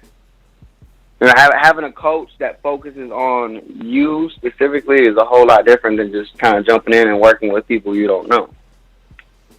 And how would you say you haven't, when you go to the gym, or just when you're thinking about it, where do you think you've already improved? On boxing skill alone, fundamentals are getting a lot better. It's just the things that I wouldn't work on. Just the things I didn't do in my last two fights, I feel like I'm already getting better at, and I'm looking to put to use here in this next fight to get this dub, man. Because that's really what the main goal in what's all is going to be about, is just getting this dub. Now, what was the one thing that Coach J Mac had you do that I guess either you hated it or it was the most shocking? Hated it was the most shocking. That's a tricky question. I don't know. I'd have to truly think about that. No suicides or there's nothing I really no hate. long runs. He ain't got you doing nothing you hate. Nah, nothing I hate, because it's just, I don't know. It's kind of like you said. Once I get to working out and I start to feel better, I kind of get that high, and it's just like I like being in shape. I like getting in shape. I like putting in the work. I get tired and I hate myself, but I know at the end of the day, it's to benefit my health and to help myself improve in my own life. Especially in these times with everything that's going on, staying in shape and staying healthy, looking like we're gonna keep you okay, keep you alive. And if that helps me personally, then why would I hate it? I'm not gonna hate it the way that I look come December 5th. I'm gonna be in love with it then. So has there been anything that your coach has told you that's kind of motivated you? And and I'll give you an example. When I got in the gym for the first time, my coaches would tell me yo, stop trying to hit everything with all your might. You're already heavy-handed. So that kind of made me feel good that they think I have power. So anything that you started doing that obviously J Mac either highlighted or likes, appreciates?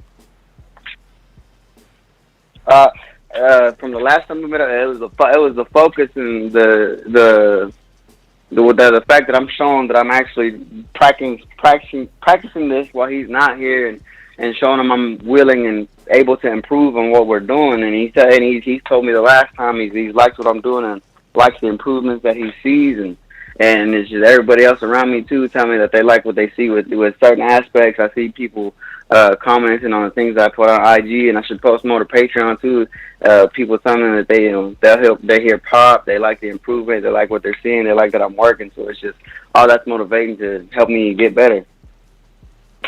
Cool. Now, have you had the opportunity to watch the footage with J Mac of Chris Vega and Jordan, or any other pad work? I know he's got some old pad work in the Army fatigues, and have you showed him any of the footage, or you're not worried about your opponent? I'm worried about my opponent.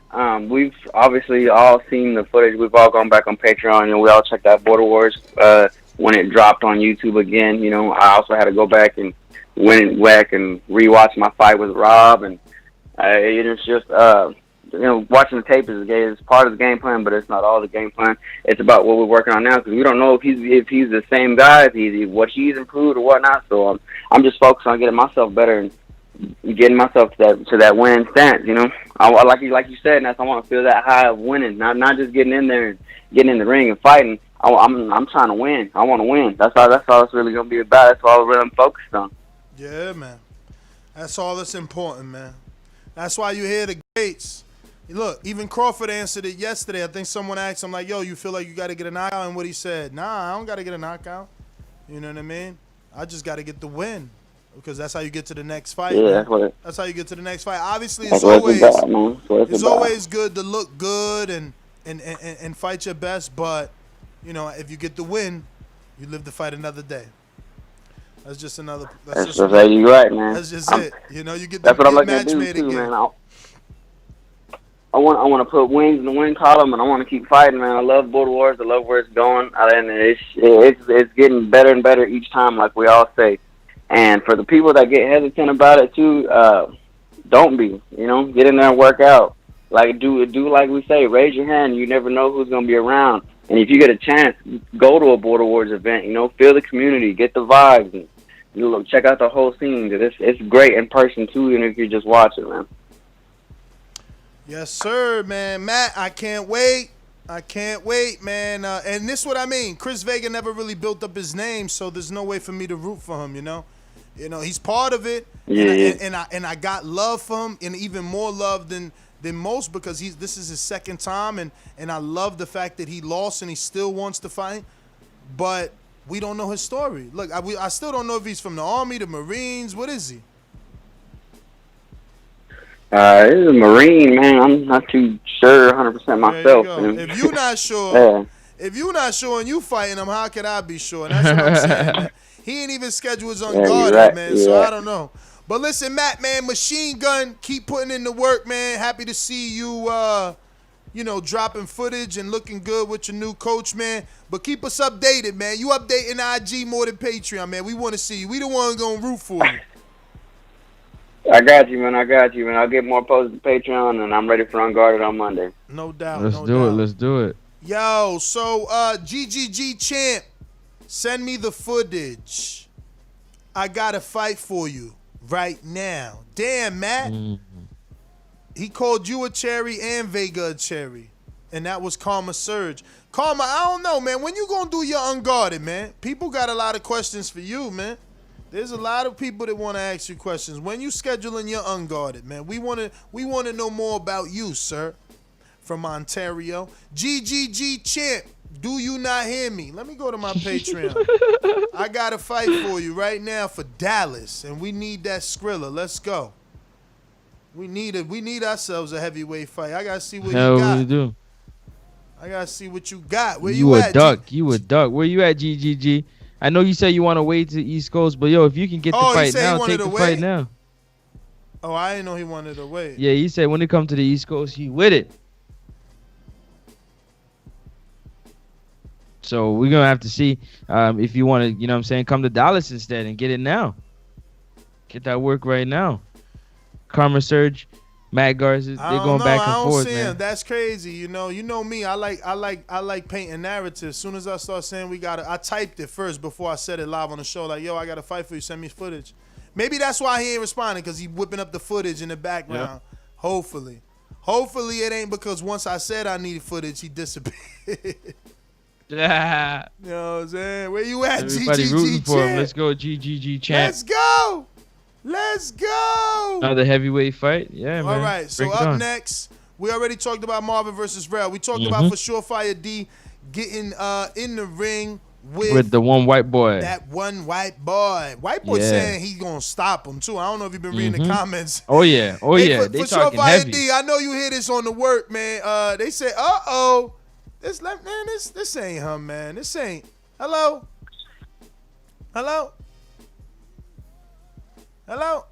Is this Mr. Ortiz? Yo. Is this Mr. Ortiz? Nah, man, it's Smoke 'em Out Jay. Oh, Smoke 'em Out Jay. I tried not to use my little sheet. I thought you was Robert Ortiz. But what's going on? Yeah. Smoke 'em out, Jay, Shit, taking on. not much, Yo, man. wait a minute, man. You sent me a check-in on the weight. You 344? Yeah, man. Dang. The pandemic had me put on some weight. I put on some weight. Hold up, man. You ain't put on all that weight from a phone call. You told us when you was matchmaking, you were like, yo, I'm 315. Yeah, and that was without even weighing in. You know what I'm saying? That's my last weigh-in that I did. It actually works out, right? Supermax started at 345, so it's gonna be a little race to see who lose the most weight. I mean, you at 344, so you already winning. He ain't check in yet, man. Where the check in at? He did check in. Oh shit! Hey, I'm waiting. I'm looking for it. You know what I'm saying? He checked in. I ain't seen it yet. That's smoking. But I'm that's working smoking though. Joe's. Smoking Jay's weight. He checked in, man. I seen it. I just didn't look at it. Check Where is it. that in the pre-pro? Yeah. He's 350. He's 355 right now. Yo, dog. Where the scale, man? Where the scale? You said you was 345. How you gonna say you was 371 Wednesday? Coach J Mac, what the hell's going on, man? Cause he didn't weigh in probably. Bruh, my man giving out locker combinations for his weigh-in, bruh. He told me 345. Now he's saying 371. When he said 371 Wednesday, now he's saying he is 355. I don't know, yo. You wilding right now. He gave me 8 numbers, man. Smoking. Way, I'm coming in safe, man. I'm ready. Smoke 'em out, Jay. He said he's gonna body you in basketball too. First, let's get to that first, cause nah. You know what I mean? Let's be talking. Because I don't want to break his ankles before the fight. I told I'm a youth coach out here. Basketball is what I do, so that ain't nothing. Listen. No, I'm glad that you're a youth coach. That means you got the gym that we gonna use, and you gonna be able to be on the sideline after I cut you up. Giving directions. Nah, okay. That sounds good, man. You know what I'm saying? You got to actually get out there to do something. No. I'm really nice, bro. No doubt, me too. I don't know about all that, man. Even at my heaviest weight, you know what I'm saying? We'll still get out there and move. I can't deny or confirm, but I will say that your tape does maybe insinuate that you do not look as heavy as word is born. First of all, when I seen the tape, you told me you was 315, so I definitely didn't even think you was 315 in that tape. Now knowing that you're 344, you know what I'm saying? You really don't look 344, but keep working so you can really not even look none definitely, of that. That's why I'm here. But yo, you got a really nice right hand, man. You remind me of Sony, man, the way you lead with the right. You look good in there, with Eddie. And I just want to know, how often are you getting with Eddie, man? Good power, do you right now, have someone that is training? Right now, I'm trying to get with Eddie. I know, he got his family thing, I got my family thing, but other than that, I'm just working. But wait a minute, whenever so Eddie's available. Y'all ain't set a day like, yo, I could meet you once a week, twice a week, every Wednesday, y'all ain't talking about that? That's what we trying to lock in when we could get together. You got 3 weeks, man. You got 21 days, man. You need to be going hard this whole 21 days. Other than that, all I'm doing is cardio right now, though. I'm doing cardio. You know what I'm saying? I'm getting it in every day. I did so far this week. We did 11 miles. We got some more to get in today and tomorrow, so we're going to keep working. So tell me. Is it only running you doing for cardio? Running, hitting hills, walking. Finally started jogging. I'm out here just trying to get my wind back and get in some shape. Get ready for this fight. Are you doing a special diet in terms of eating certain things to get down to the weight? I'm eating clean. I'm doing a meal plan. We cutting out all the bread, the sodas, all that bad stuff. We eating clean. Yo, I need you to get with Eddie, man. You need more technical work, man. You good. Exactly. You good naturally. You got some stuff that I could build on. Like, if I was there, it's some stuff that I could build on. But, you know, without working on that, you was getting clipped with the left hook. He was just waiting for you to come in and clipping you. Exactly. So, you know, obviously he got a better boxing IQ than Supermax. But Supermax is working with a coach. They can see that tape. Yeah. They can practice on that left hook. It's 21 days, man. Exactly. You got to hunker down. 3 weeks. 3 weeks, man. But you got some power You behind got you. children? I'm working You got hard, children? man. I'm ready. Yeah, I got children. I got 4 kids. How 2 old? boys, 2 girls. Wife, family, you know, so all that mixed in, work.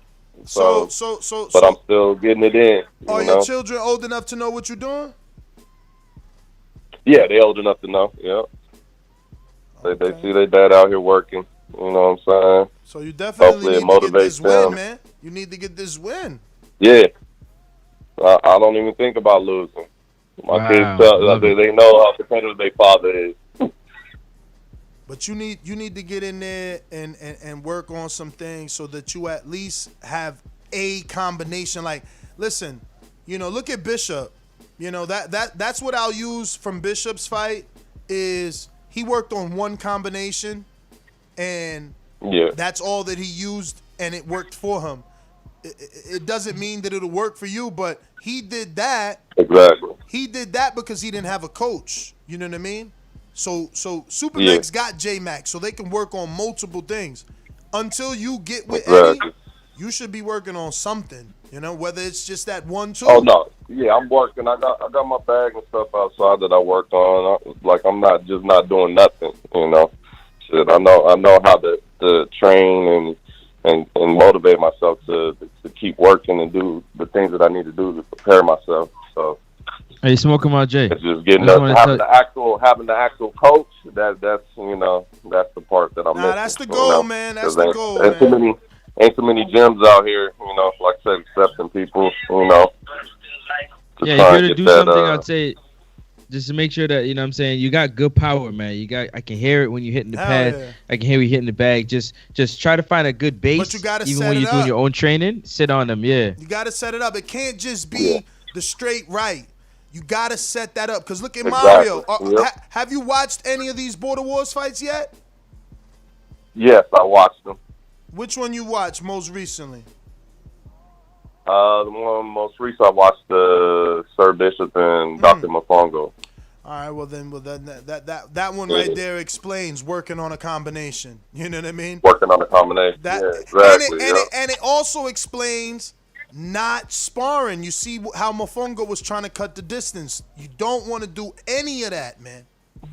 You gotta use a jab to cut distance. You know, you don't want to just get in the high guard and freaking tackle the defensive line. It's like you're trying to go through a defensive line. My man put his head down and just said, fuck, I'm going for the touchdown. Nah, man, you want to work with a jab, but you got good footwork too, man. If you can stay light enough for them 6 minutes, because you move well, man. I don't know. That's what I'm looking for is to get my movement. If I'm able to move, then ain't nobody gonna be able to touch me. It's just that simple. I know that. Listen, watch some Ali footage, man. Not the big fights neither. Watch when he's showcasing, when he's always winning. Showcase first start, Yeah, because you know you wanna be on your front foot and popping big Supermax with that jab. As big as he is, and see, he don't move that's like that you. I've been working on because I could switch south or orthodox. So I'm trying to determine which one. I know my right is more my power, but you know, I just got to figure out what's my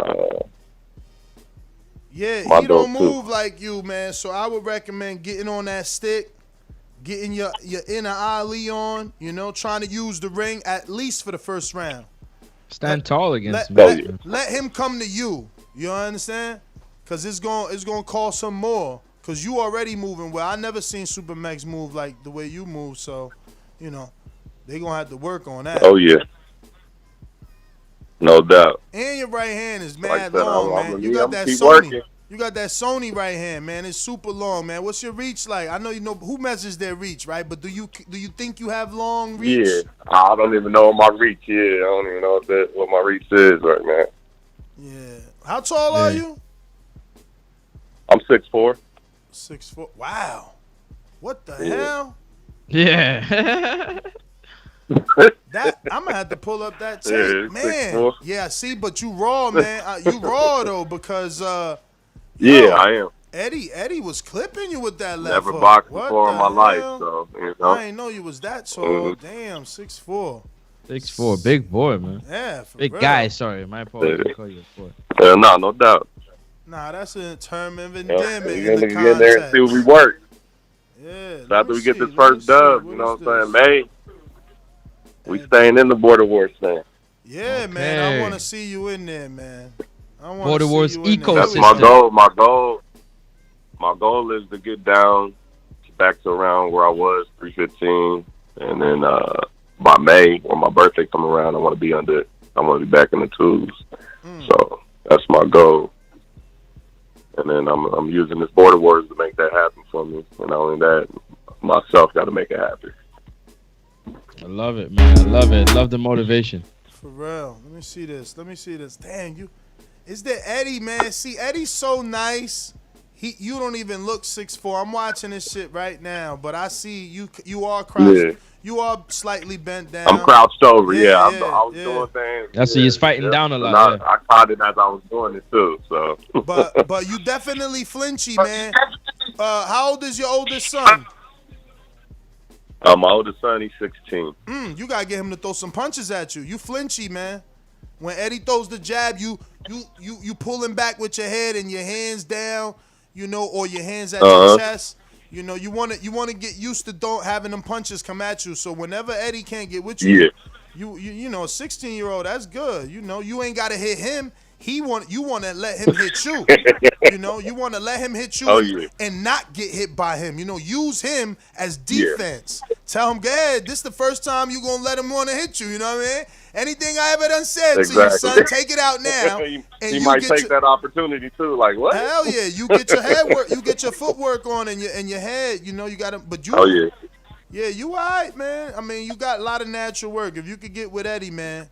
You're a little heavy on that front foot, man. You're a little heavy on that front foot for sure. And you crossing your legs when you turning away. I mean, not turning away, but when you circling.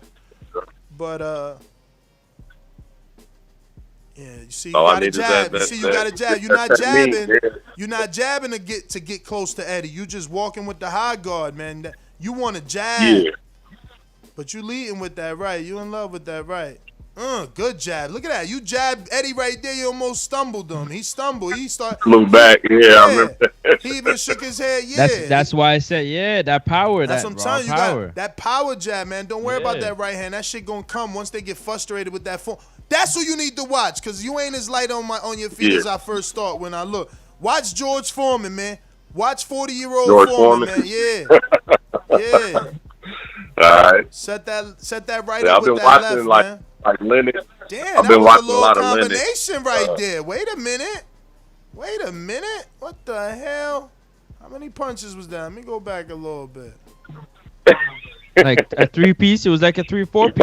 I think it was like a 3-piece. Yeah, it was a 3 or 4 piece. I seen that. Pop. And he backed up. You backed off a lot. But that's what I'm saying. Like I'm not right now. At that point, that was my that was off the actually couch, more than 3. Let me see. I'm that a gonna 4-piece? tell you right now. Let's see. I should be screen sharing. Let me try and see if I can get this out there. Bam. That was far Eddie fresh off the couch. I'm backing this up. No. I'm backing this up. Here we go. Here we go. It's about to start, y'all. Here we go. So it starts with the left jab. 1, 2, 3, delay. Hold 4, 5, 6. About 6 punches. 6 punches. And those are the punches that get the judge's attention, man. How you punching for 6 punches and your opponent ain't do nothing? That's the ones that get the judge's attention. But listen, Smoke 'em out, Jay, man. I'm gonna equally get some time to your opponent. I'm gonna bring on his coach and see what they coming up with, how they assess this tape. Obviously, this is the first bit of tape anybody got to see, but I see potential here, man. I see potential, man. You get with somebody and you really work. You 6'4", man. How old are you? I'm 37. 37. You could get a good 3 more out of it, man. Look, I'm doing it. I'm doing it past 40. If you get that weight off, man, you gonna be a problem, man. You 6'4", man. You exactly. I already know. I already know. Let's go, champ, man. already know. I'm be waiting for you right here, man. Go ahead and motivate me. I'm right No here. doubt. They said somebody got to smoke Nance out. Why not be me? Smoke him out, Jay. Yo, let me get the Coach J Mac, man. Thank you for calling in. Thank you for participating. No doubt. Appreciate y'all. I'm really happy that everybody that signed up this time, man. We finally get to give back, man. We got a few sponsors. We've already spoke about them, but I'm going to go ahead and give them some double love. Shout out to Brian Custer and the Last Stand Podcast. Shout out to Jay in Maryland and Wireless Buzz Shop. Shout out to Edwin Rodriguez and, Undisputed. Big Rig Trucking Agency for all your insurance purposes. Shout out to Undisputed Boxing Gear and Lewis, Coach Rivera.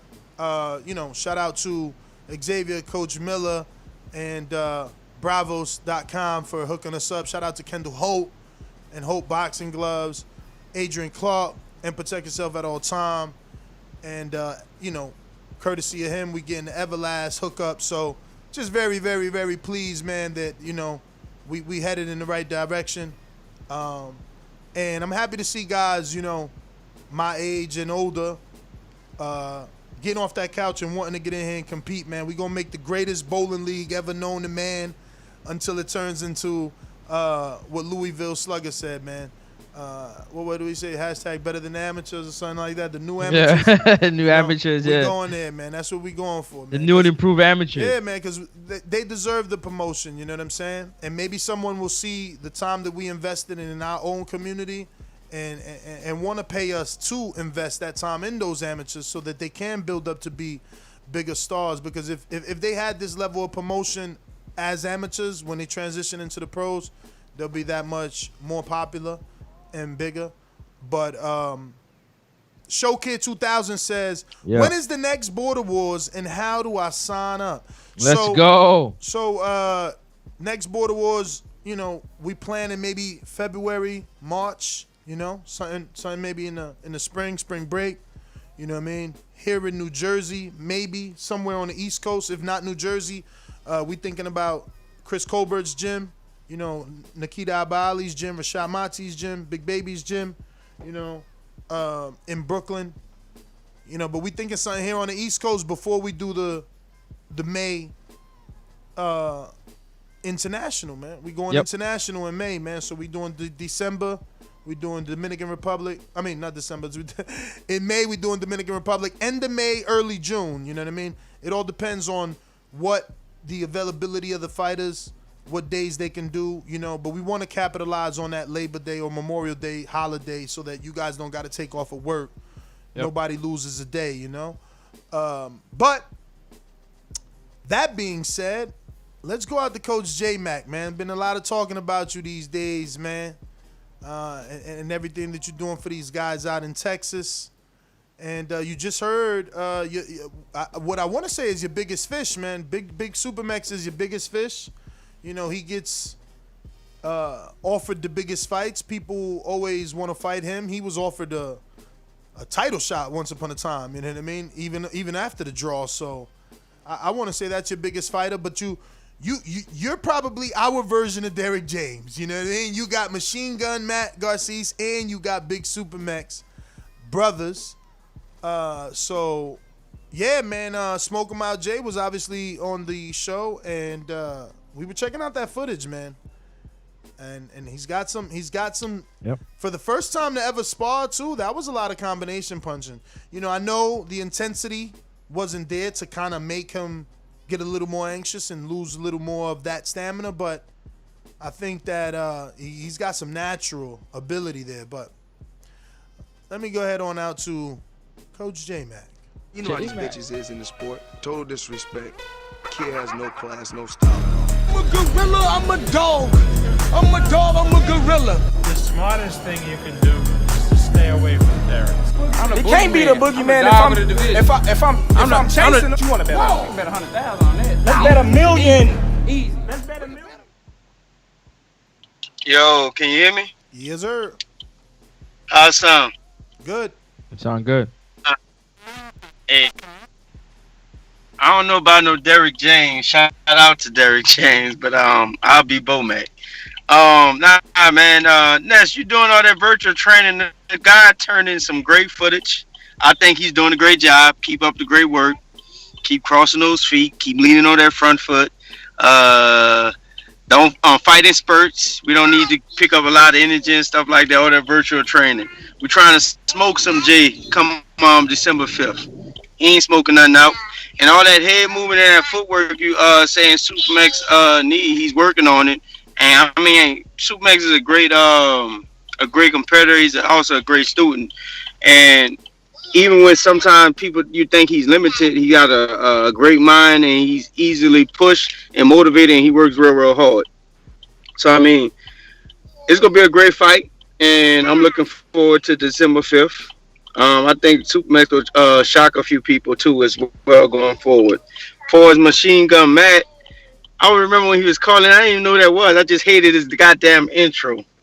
Got error out there sounding lame and shit like that, but it's all good. He definitely Matt. The thing about Matt and both of their brothers, they both work real hard. They listen well. They do whatever you ask them to do. You can send them anything. They go try to do it to their best. Whatever they don't understand, they go ask you, and I'll try to share it and break it down with them.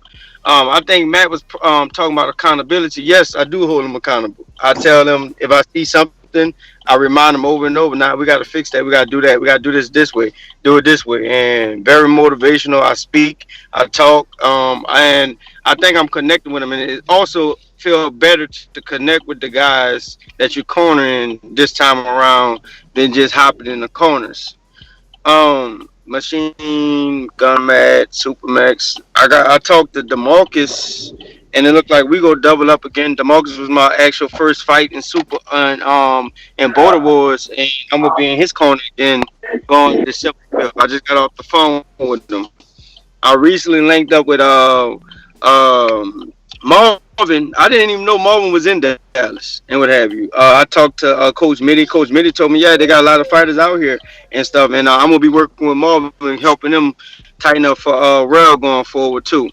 Haven't reached Eric Cruz, but he did reach out to me, too. So I've been communicating with a lot of these guys. It has opened up to me being able to connect with these guys as well, too. So I do thank you for that platform.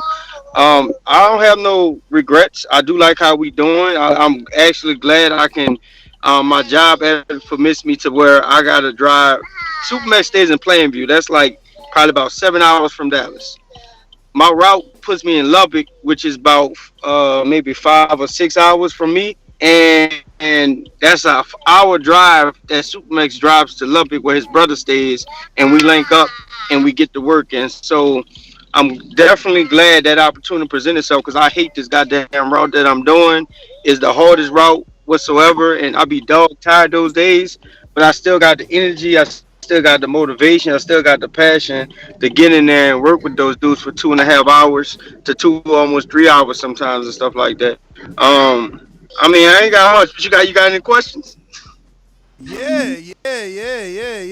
So you noticed the crossing, and I'm sorry. You noticed the crossing of the legs, and you noticed the heaviness of the front foot, or are you just repeating me? Did you see that yourself? No, I saw it. Okay. I know. But I'm not coaching him, so I don't want.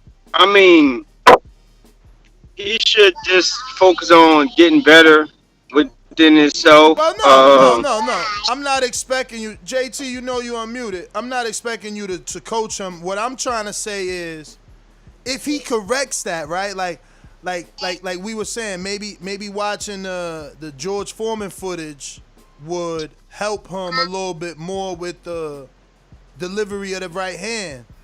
There's nothing you see, because I see a lot of natural ability in him. You not worried about nothing that Smoke him out, Jay, presented in that footage? I don't know how I want to answer this question. Okay, well that says enough, though. That says enough. That Yeah. says that you do see at least the natural ability in him, because I think like he moves well to be 344 pounds. We thought he was 315. He 344. He moving well. Right. hold on. He moves well, but a guy moving like that can get very with the pressure of a fight. Like a lot of guys that don't have the experience being in the ring, your mind get attacked in so many different ways. Your breathing gets attacked. So I do moving like that can gas him out quite a bit. So keep moving, move well. I don't know what to say because I don't want to coach him. I don't want to coach him up. I don't want to critique so he can listen. I mean, he got Eddie. Eddie, you gave him some good advice. Eddie, doing some good work with him as well too. So I'll talk to him after the fight and tell him some things that I think he can do better. I hear you competitive, man. I get it. You don't want to let nothing out the bag until after the fight. I get it. I'm not gonna put you in that predicament to give out any secrets either. He should keep moving because he moves well. I will tell him that.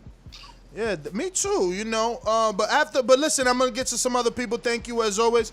But after watching that a second time, I think get that George Foreman tape, man. Get that George Foreman tape. It'd be a good indication of what he needs to do, man. A good look. It'd be a good look. Get that George Foreman tape, man, and yeah, that's gonna work out. That'll work out, man, if he put that Foreman in. Definitely work out. That for sure. Listen, I don't know. J-Mac is playing it down, I guess, but you can definitely see some natural ability in Smoking Out Jay. Hell yeah. Being a basketball player, you got decent footwork. No, I don't think he's playing it down. I think it's just more about not wanting to say too much because they got to come up with a game plan to counter the natural ability because he's got to be able to 6'4" is a big dude. That he's 6'4". He's letting his hands go too. He let his hands go. He got clipped, but he was letting his hands go. So yeah. Let me see. Let me check my Patreon, man. I think GGG champ ain't never hit me back, man. What's up with that, man? And he out the chat too. He ducked. He gone. Nah, I seen him come back real quick and said, "What's up to Ronald?" But nothing. Ain't never hit me, man. I mean, the fighter that I got for him, he gonna be around regardless. So, okay.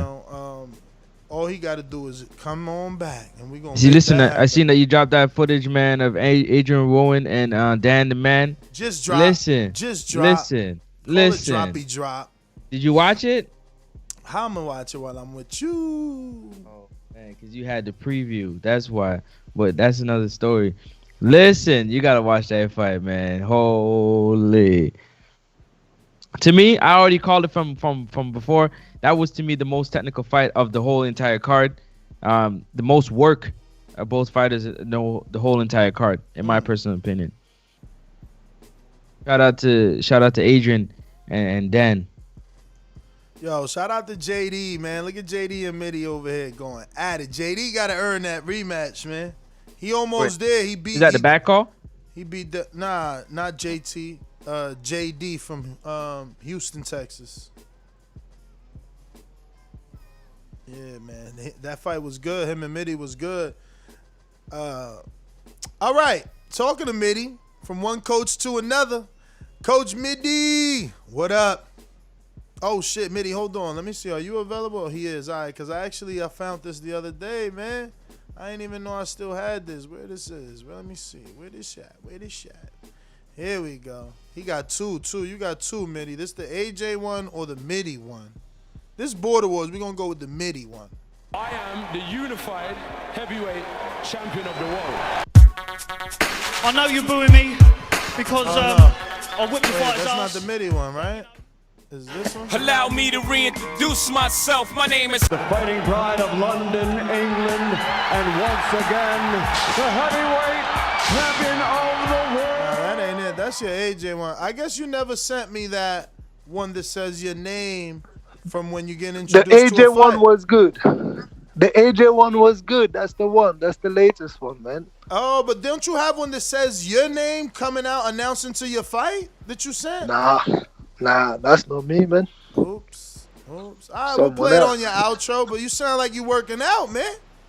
Nah, nah, nah, nah, nah. I'm not working out. I've got kids just like driving me crazy. Huh. You know. So, You trying to yeah, you throw know. Adrian off the tail? You know Adrian is on you, man. You sure you saying you not working out so he can think you sleeping? Man, I only work out when fights are confirmed, man. Adrian told me he needs another 4 years, so I guess I work out in like, I don't know, 3.5 years. He got a 4-year fight plan for you, Mitty? Something like that. I think he said something like, "You're not ready for the next one. You need something else." Like typical, like something like Anthony Edwards said the same thing. So I guess that's the way they go, man. So Mitty, man, you're another guy, man, that you out of your own time, your own free time, you take out and invest in these Border Wars fighters and help them out virtually with phone conferences, via email, with diet plans, man. So if you could just say a little bit about why you even care to do all that, especially long distance. Man, like it's just community. Like we like just like playing around, joking and stuff like that. Like the little peak I had at Anthony and Adrian, but it's not about that. It's all about being part of a community and helping each other out. Like whether it's border wars or whether it's like losing weight. So that's why I really appreciate what J Mike is doing, what Easy is doing, what Eddie Bola de Grasa is doing. Because it shows what this is all about. It's not just like, hey, let's go and fight or whatever. It's let's all help each other to become a better version of ourselves, man. So that's why I do it, and I'm sure that's what those guys are doing it too. And we have to big respect to them, to these guys. So now you're the nutritionist, right? Or do I call it the dietitian for Big Supermax? What is it that you're doing like for Supermax? For Supermax, like not much. Like we just had like conversation very quickly about his first matchup or his first proposed matchup, and I just gave him like my opinion around the styles. But I haven't really done anything like nutrition wise or even training wise with Supermax because he's in good hands. He's got like J Mac with him, and I'm sure like J Mac is doing all he needs to do for him, right? So. But no, I just thought you were helping. I thought you were helping with the diet since you helped Cruz and Marvin, and everyone has seen how many pounds they have dropped. So specifically, only Cruz and Marvin for this one.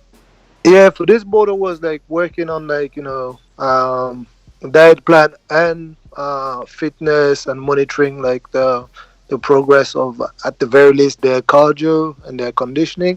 It's Cruz and Marvin, like those two guys, I've worked with from the very start, so we've got a good understanding, and we keep going. But like I said, I'm open to helping out anyone, right? So it's not just about like I like this person. I don't, anyone wants some help, I'm cool with it. If I can help, I will do. And obviously, we had a lot of sparring drop. Were you able to view any of it? Because I'm curious, as your first name is Coach.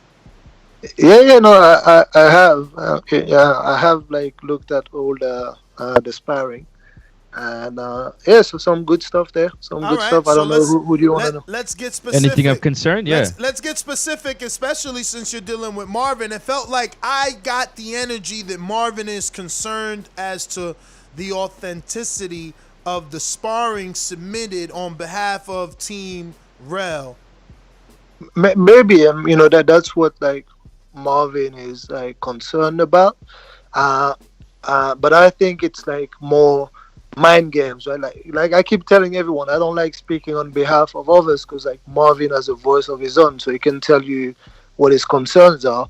But as far as I'm concerned, I just told him like hey, focus on you, deal with you. Obviously, you need to know who's in front of you, and if you feel that the sparring is not, like the hardest that Rell can go, no problem. But be ready to have the hardest and the best version of Rell, and that's what you need to do, regardless of the opponent that you have in front of you. That's the mindset that you have to go as a fighter into a fight. But on this one specifically, that the guy is committing time He's got like a pro trainer with him. They're going out there in training camp, like meaning that it won't be training like once a week or whatever. They have like the whole week 100% dedicated to him, right? So you gotta be ready for a very tough like Rell, the best version of Rell possible. So don't even just engage into the mind games or whatever. Just do you and be the best you can be. Now, specifically speaking about the sparring Yeah. and to the sparring, Uh-huh. do you, as part of the team, Tank, believe that the sparring is real? And by real, I mean it actually happened the way that it shows on the tape. I do. I do. Okay, okay. I do. I have no issues with that.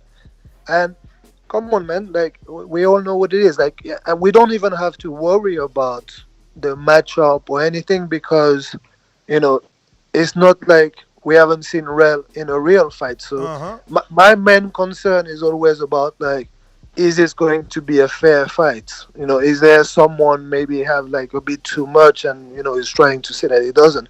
But with Rell, we don't have to worry about it. We've seen him in a real fight. We just know that he's going to be a better. Yeah, he will get better for sure. He's training now 100% with a pro trainer, and it's not even just the fact that it's a pro trainer. It's the fact that they took themselves away for 3 or 4 weeks or however long, and dedicated time to a training camp. Meaning that at the very least they should get one boxing session in per day, because that's all they have to do out there. And naturally you'll get better. You'll get better because you're sparring.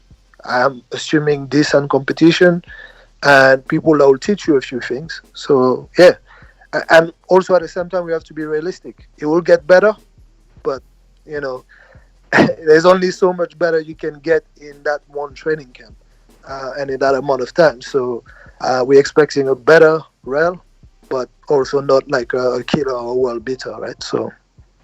Now, let me ask you, Marvin has 175-pound dreams. Do you believe he can get that low? Easily. I'm telling you, Marvin, I talked to him today about it because we did our check-in on we did 2 check-in. One yesterday at the end of his strength and conditioning session, and today we do a weekly weight check. And I'm telling you, Marvin is like, if it was to compete, like let's say we do that shit for real, Marvin is easily a 168 fighter. So let me ask you, are you recommending, if he were to win, obviously your team, Marvin, you guys are expecting the win, does he defend? Because that division is getting abolished at 185. It's either going to be 190 or 175. So do you want him to defend or continue his journey to 175 and obviously vacate and contest the champion at 175? Maybe a shot with him and Ant at 175 for a vacant or something. Yeah, I want him to do that because ultimately it's getting him closer to his dream. And his dream is taking that, another level. Obviously, Border Wars can become that other level. I'm hoping that Border Wars in the future gives the platform to be, like you guys said, better than the amateurs, and also produces like some pros. So so the direction is towards 175, and there's no point being at 180 if you're going to compete seriously at 175 or 168. So yeah, 175 is the direction that I would be pushing him towards. So now he's getting to 185 from like 200, right? He was maintaining at 200 is what we got a whiff of in the Border Wars chat.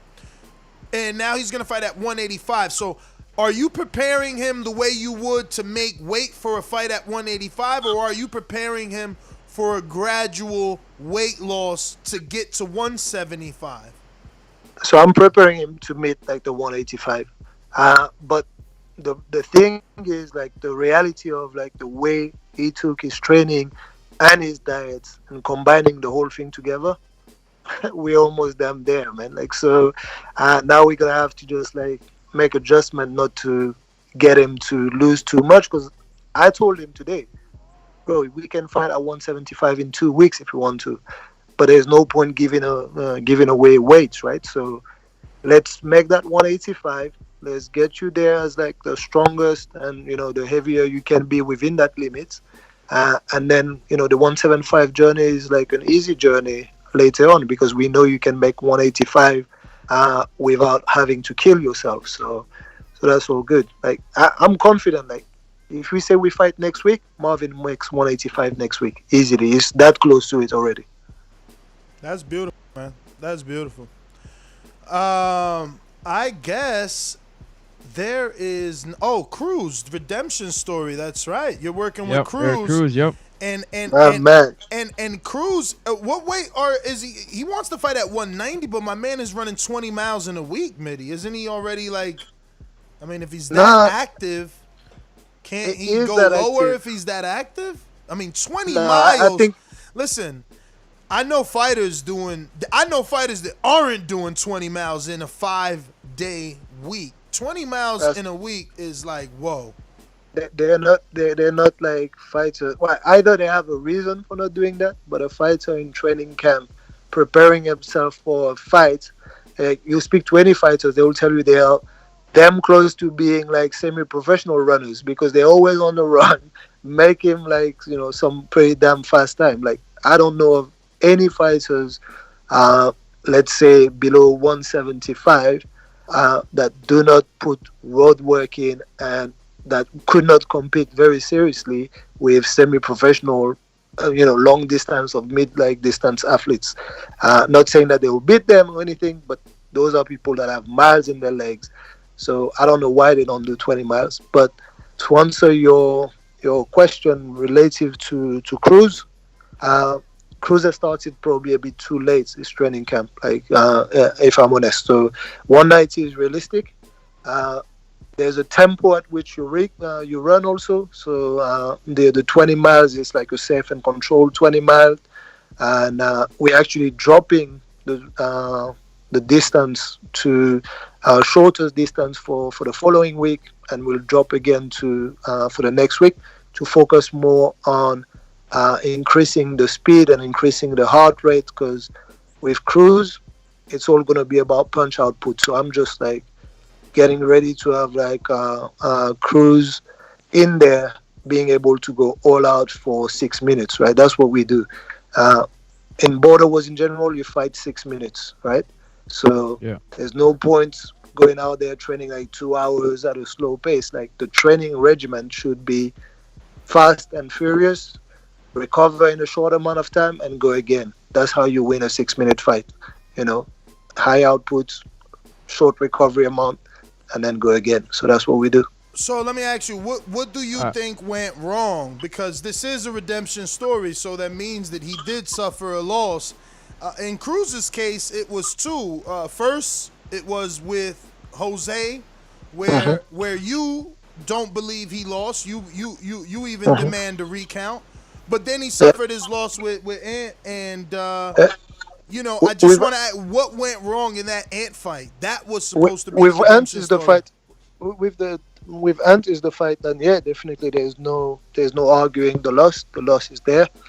With Jose, I don't even want to talk about that anymore. I mean, on paper, the loss is there, so the loss is there. That's cool. We can just agree to that. But with Ant, what happened, and he got caught with a heavy shot in that first round towards the end of it, and that was the deciding factor. What I saw though, like from round 2 and 3, is thing that just like made me believe and made me 100% convinced that redemption story, that road to success again, is going to be an easy one, because Cruz showed the mentality of a fighter. He showed someone that could have easily have like a heavy knockdown, get buzzed, come back in a corner, and was not really fresh for at least 45 seconds of that. I wasn't so sure. If he wasn't fresh and ready to responding in a way that I wanted, I would not have sent him out for the second round. But so, I was on edge there, but he showed me the courage, he showed me the determination. He actually caught Ant with good power shots that's, put Ant back in his box a little bit. And so, yeah, what I took from that loss is I have a warrior there, and that's what I like. With both those guys, Marvin and Cruz, they are warriors, and that's what I like. Dedicated guys that'll do anything they need to do. So, what about the rumors that there was struggles making weight? Any truth to that? Because you are the one that put together that plan, right? So I just No, that's not true. Like, and maybe that's relevant for the first fight with Jose. Like, with the first fight with Jose, that was the first time that we went there, and in the last week, if we had to do things differently, I would do things differently with a fighter that I'm not able to be there in person to monitor the situation like the way I want to monitor. So yeah, and I take like I said again, I take full responsibility and accountability for that. Although I don't believe it's a loss, but it should have been a much more dominant performance if it was like if he had all the springs in his steps, right? So yeah, that's about that, man. Yeah, hey Mitty, I just wanted to ask you a couple questions, like for people who, what are some of like easy, basic diet plan meals for people who are looking to get off the couch and get going? Just simple things, nothing. They gotta pay for the real. They gotta pay for the real stuff. Why you gotta give us that is Barry White voice? Like, dang, he's like, what are some simple diet meals for the people? He gave us the Barry White on that one. That's what he says. So let the music play on. Oh, nah, but like, all right, excuse me. Yeah, no, very easy. That's a good question, Francis. Like, and to be honest, they are very easy thing that everyone should really know, and we all know instinctively. But it's whether we want to apply that. Cut all processed food. That's the easiest part of. Well, that's the simplest thing I can tell you. So give me like your top three like processed food. I mean, like pizza in a carton, for example. Anything that is in a carton box that you just ready-made and all that, this is processed. This is not real food. Go and buy perishable goods. Like go and buy fruits and veg. That if you live like in the fruit basket for too long, and too long being like 4 or 5 days, they go off. This is food that you need to consume pretty quickly. This is food that you need to cook yourself. You don't go for simplicity and the facility of life, because what it is those companies, they don't put the best ingredient in there. They put the most like cost-effective ingredient, and those ones aren't the one that fuel you properly. They just like they just give you that sense of like taste and that sense of nutrition, but really that doesn't do anything to your body. It does more harm than anything. So go and buy your fresh foods, fresh fruits and veg. Whenever you consume carbohydrate, and you do need to consume carbohydrate when you're going to be training, don't make the mistake of not consuming any carbs. Go and get your clean carbs, the good carbs. And what I'm talking about is like sweet potatoes, for example. You just go and get sweet potatoes instead of just having your normal potatoes. Replace your pasta, white pasta, with brown pasta or brown rice or wild rice. And a simple thing, cut on the bread, for example, cut on the sugars, the soda. Number one thing that is super underrated, consume water. If you can go through a gallon of water per day, man, you will piss a lot. But trust me, you'll just be flushing out bad stuff from your body. And you'll also see the weight dropping dramatically, and you won't understand why. It's just very simple. You're giving your body the best that it needs to have to recover and to keep working. That's right. To add on to that, one second. To add on to that, I want to say, when do you start to portion control? Because that coming down, you want to come down properly. You start from a certain portion that you're already at right now. When do you factor in portion control as well as like meal? Do you do it or not?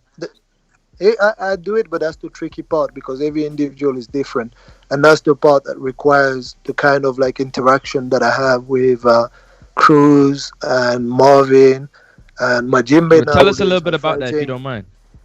But you need to monitor like weekly, right? So I just don't just like send them something and let them deal with that. I'll just speak to them every other day or so. Some of them every day. You'll have like a check-in on the weights, and I'll also ask them, because I'm not there, like, send me a picture of your meal, because I want to see like the portion size that you have out there. And depending on the results that we have, we might have to make adjustment. I'll say you need to cut on this portion size, you need to cut on like the ration here, and maybe we need to start putting some control around your portion size and getting a bit more scientific about it. So it's all down to the individual. So it's difficult to give you a magic formula. You have to just monitor how it goes over a week or so, monitor how it goes every week consistently, and make the adjustment as you have it. As long as you have the clean food, as long as you've got the nutritious food, that's the important. You try to stay off the bad stuff, the sugary stuff, and all that. That's the baseline for it. After that, portion control comes with monitoring and understanding the individual, really. What about man, I just lost my thought. no problem, man. But I want to. Go ahead, man. No, I just want to finish. Like, I know I said it before, but shout out to you guys. Sorry, Mitty. Sorry, I remember now. Sorry. Meat Right. or no meat? Eat or no meat, like, again, different strokes for different folks, right? Like, some people are their culture, or even their taste is going to be very difficult to remove meat from their diet. What you have to consider is, like, again, quality. Go to your local butchers, like, go to, get some like good quality meat, and will again give you what you need. I do tend to cut it out during training camp, because for me personally, it works out better. I find that recovery is better in general, so I get like my protein from like plant-based protein during training camp. But hey, there's no secret formula again, and there's no right formula. You have to do what is good for a fighter. There's some fighters, you cut the meat, they'll try it out, but it doesn't work for them. Mentally, they'll be drained. They'll just and that will have an impact on their performance. So you have to play the mental aspect of it also. A happy fighter is a good fighter. So, a meat eater, you just remove all that from him and you make him miserable. You might get the result that you want. You might look good. You might look good on the scale, but it will be terrible in the ring. That's not what we're looking for. It's not a beauty contest here. It's just like, So at what point, if a meat eater is eating meat and they're starting training camp, should they start to slowly cut out the meat? Like, how would they do? Do they do cold turkey? Just stop right away? No. They shouldn't. They shouldn't. They should ease it up, right? Because again, like, I would say, just like, replace your red meat, and that's where you take quite a lot, and try to introduce more fish. White fish, salmon fish. And all that, again, what I'm saying is good, right? You have to fuel yourself for the fight, and what you get into good fats or fatty acid that you get in the fish, it's all the good stuff that will just be good for the brain, right? So have, like, not too much like damage when you take punches to the head and all that. You need to protect that brain also. So good, like, fatty acid is good for you. So I'll recommend that cut the red meat and introduce like a bit more fish, but don't go cold turkey, right? So just take it slowly. Well, Coach Mitty, thank you for being a coach and retiring your referee bow tie. Hey, man, like, when you talk about the referee thing, like, hey, man, we'll see, man. I hope, like, we don't shit on Steve Willis, right? Because he's like he's a top referee, but like some of the decision that he might make with a pro mindset might, create some controversies in our world, right? So, Nah, because you oh damn, you ain't gonna be there this time. But I was gonna say you and Doomy could fill them in on how things are and stuff like that. And maybe they'll do the same thing they did the last time, where one referee looks at another before they stop the fight. Yeah, but I wanted to finish off again, right? So thank you for putting on the platform because that's super important. I'm sure all of the fighters there, I'm super happy. I can vouch for that. In the amateurs, you don't get no build up like that to make the food. Thank you. Obviously, we definitely appreciate that, and I hope that everyone, takes advantage of what it is that Mitty said. He's a guy that's been. I mean, you don't even understand the experience that Coach Mitty has, man. And I'm not saying from a boxing coach standpoint, but look, it's many different layers to him when you think of the diet side and just even the managerial side, man, that you haven't known, an interpreter side that you haven't even met. There's just so many. He's really, really, really been in the sport of boxing. He sparred on the highest level to get people ready for their camps in the European scene over there in the UK.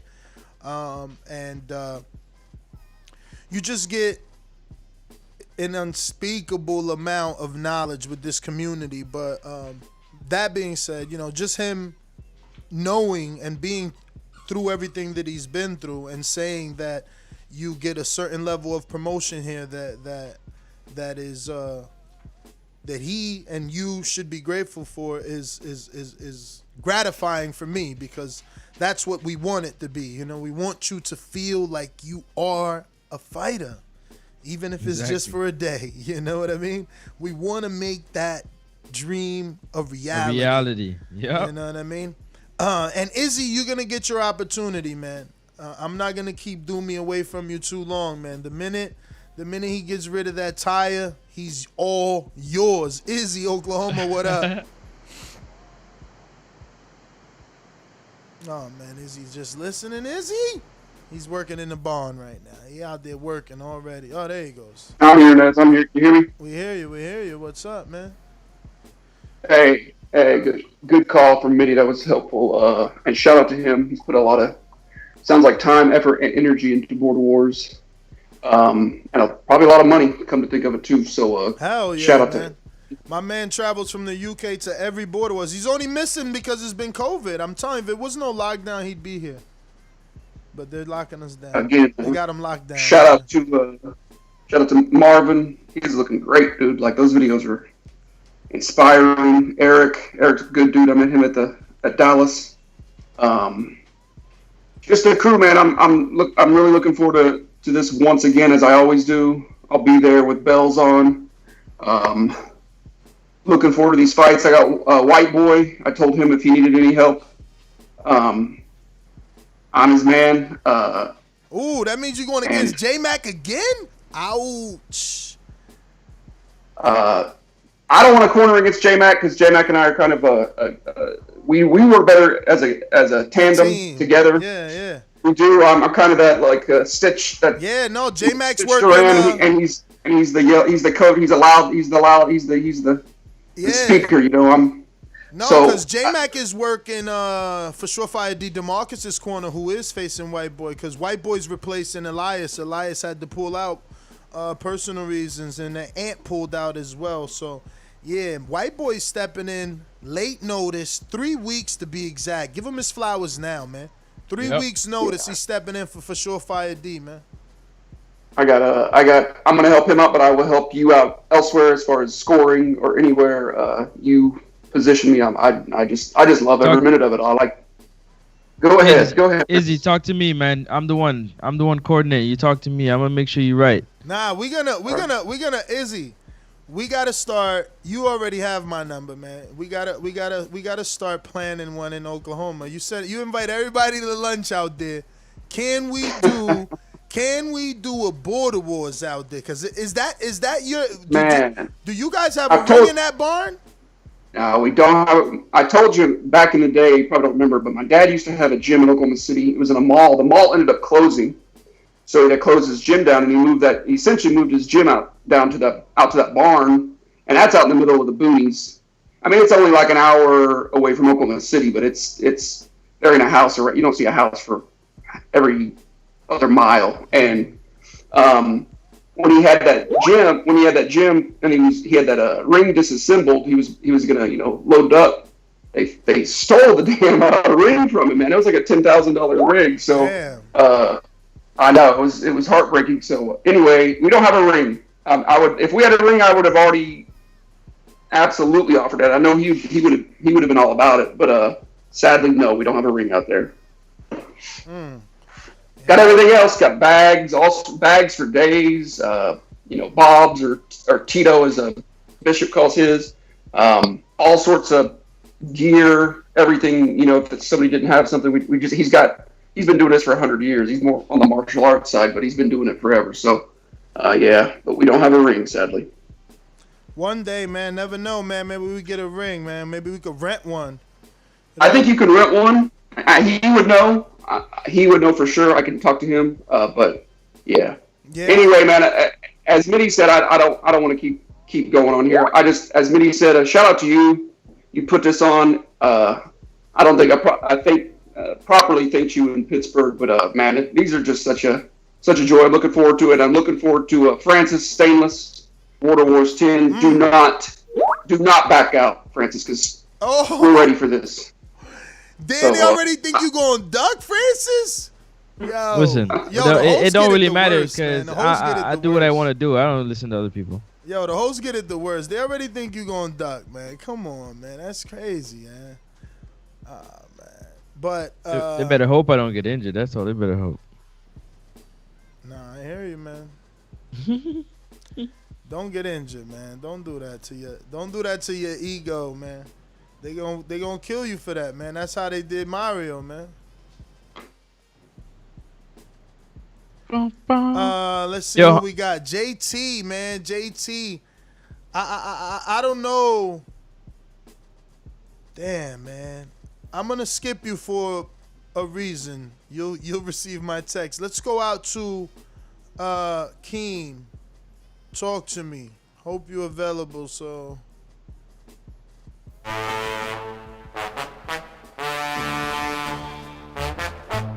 nothing in the sponge for Izzy. He ain't got nothing in there. Where the team at?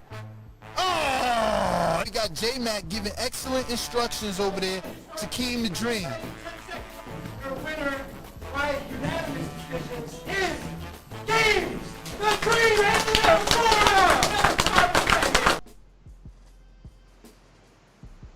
Yo, y'all hear me? Yes, sir. What up? What up, y'all? Another good Border Wars show. Man, I'm so glad we're back to Saturday's Border Wars shows, man. This is beautiful. Shout out to Mitty, Coach Mitty. Shout out to Coach J-Mac. Just people got to appreciate what they're doing, man. It's a lot of time and effort put in. I'm glad J-Mac kind of explained how his day goes. He's 4 or 5 hours away from home, and he's still putting in hours of work. Supermax driving an hour to go meet with him to get that work, man. Like, that's dedication, dog. If that doesn't motivate you, man, I don't know what will. Like, seriously, man, you gotta. It's a beautiful thing to see, man. I don't see how anybody can hate on Border Wars or what you got going on here, man. It's amazing. And so is DeMarcus versus White Boy official? That's official. White Boy stepped in. He paid. He's training. He's ready to go. Yeah. And has he seen DeMarcus? Yeah, I'm assuming. I mean. Yo, shout out to White Boy. That's showing some cojones, bro. Like, I see you, champ. Because DeMarcus ain't no light touch. Nah, he's not. DeMarcus got hands. Yeah, so that's what's up, man. I'm excited for that. So I'm glad you was able. See, look at that. Shout out to Nets, White man. Boy Look said at him, he's y'all. knocking him out. Hey, he wilding with that. Chill, champ. Nah, he said that. Yeah, that sound good. Chill, champ. Come on. Shout out to Ness. Yo, look at the quick matchmaking skills. How quick you salvaged that, man. Took you, a day or two? That's what's up, man. Nah, it ain't even me, man. Shout out to the fighters that are out there and available and willing, man, like White Boy. I still need somebody for Ambrose now because Ant pulled out, man. Yeah, Ant better chill out. He calling people ducks for not going to Dallas, and then he pulling out. You gotta watch that, man. Watch what you say. It don't matter though. People got things to do. You can't just be calling everybody a duck and then you don't make it. You know what I mean? Nah, I know. How life comes back on you that fast, man. But he legitimately went to a doctor, man. He got 3 injuries. He got some weird shit on his foot. Like he got, I don't know, something. Oh, yeah, nah, I ain't saying he lying or nothing. I'm just saying, see how that happens. You calling somebody a duck because they had something going on in life. Everybody Now calling look at you, a champ. duck in the chat now. Why y'all Look doing at you, Ant champ. like that, man? Nah, I ain't calling no duck. I'm just saying he got to, you know what I mean? No, You it's in calling the somebody chat. else They a duck, saying look it in what the happened. chat. They saying Oh, it it in is? the chat, yeah. I got to go check then, man. That chat be moving too fast. But yeah, now I'm excited for this card, man. Wish I could be there. Obviously I'm gonna be tuned into it, man, and yeah, man, I'm just excited for a good card, yo. I'm gonna be getting ready here soon for my next Border Wars, man. I told y'all I might pull up Who you got 168, your eyes man. on, man? Who you got your eyes? Oh, you say you I about might to pull make up 68? 168 the way it's looking, man. You seen the weight check the other day? Come on, man. You see, I'm cutting 175 gonna be too easy for me. I think I might have to push it to 68. Cause 75, man, I can make that in a week, bro. If I go back on the diet that I was on, I can make that in a week. I'm 180, 183, 185 in that range right now, so I might have to push it to 68. Shout out to ESPN. It looks like they paying Peter Rosenberg to do. Oh no, it's not commentary. I guess he's gonna have Bud on his show on ESPN FM. 98.7 special guest. 8 a.m. Oh damn, we late. Sorry, y'all. But yeah, I'm not gonna hold it up, man. That's all I got. Just shout out to all the fighters. Yo. Shout out to you, champ. Hold on. You say you pulling up at 68. Who you got your eyes on at 68 though? I don't even know. I gotta go check who's all at 68, man. I think there's this dude named Mitty at 68. He looked like light work. I don't know. So you ready? I think that's his name. I don't even know. Over one fight, you ready for me? No, I'm talking crazy. I like let me messing ask with you Biggie, though. man. He good dude. Let me ask you. You been paying attention in the Border Wars chat today? Today, not much, man. I just got back from my daughter's softball game, and what about yesterday? What about yesterday? Yeah, I was in there yesterday. So, how do you feel about Rell? I thought it seemed like Rell taking your pose. That was your pose or what? Oh, with the nah, man. Listen, I've been doing that for a very long time. So, like, people who know me consider that my thing. But that's a universal thing, man. So you saying you influenced them? Yeah, it might have been. You know what I mean? You seen Tyler Hero do it in the NBA Finals for the Miami Heat. It's a thing. You know what I mean? I feel like I started that because I've been doing that since high school. But it's all good, man. All right, champ. I'm main event Keem out here, man. I so see you. I understand. I see you A-side and shit. You got people doing your little lip thing now.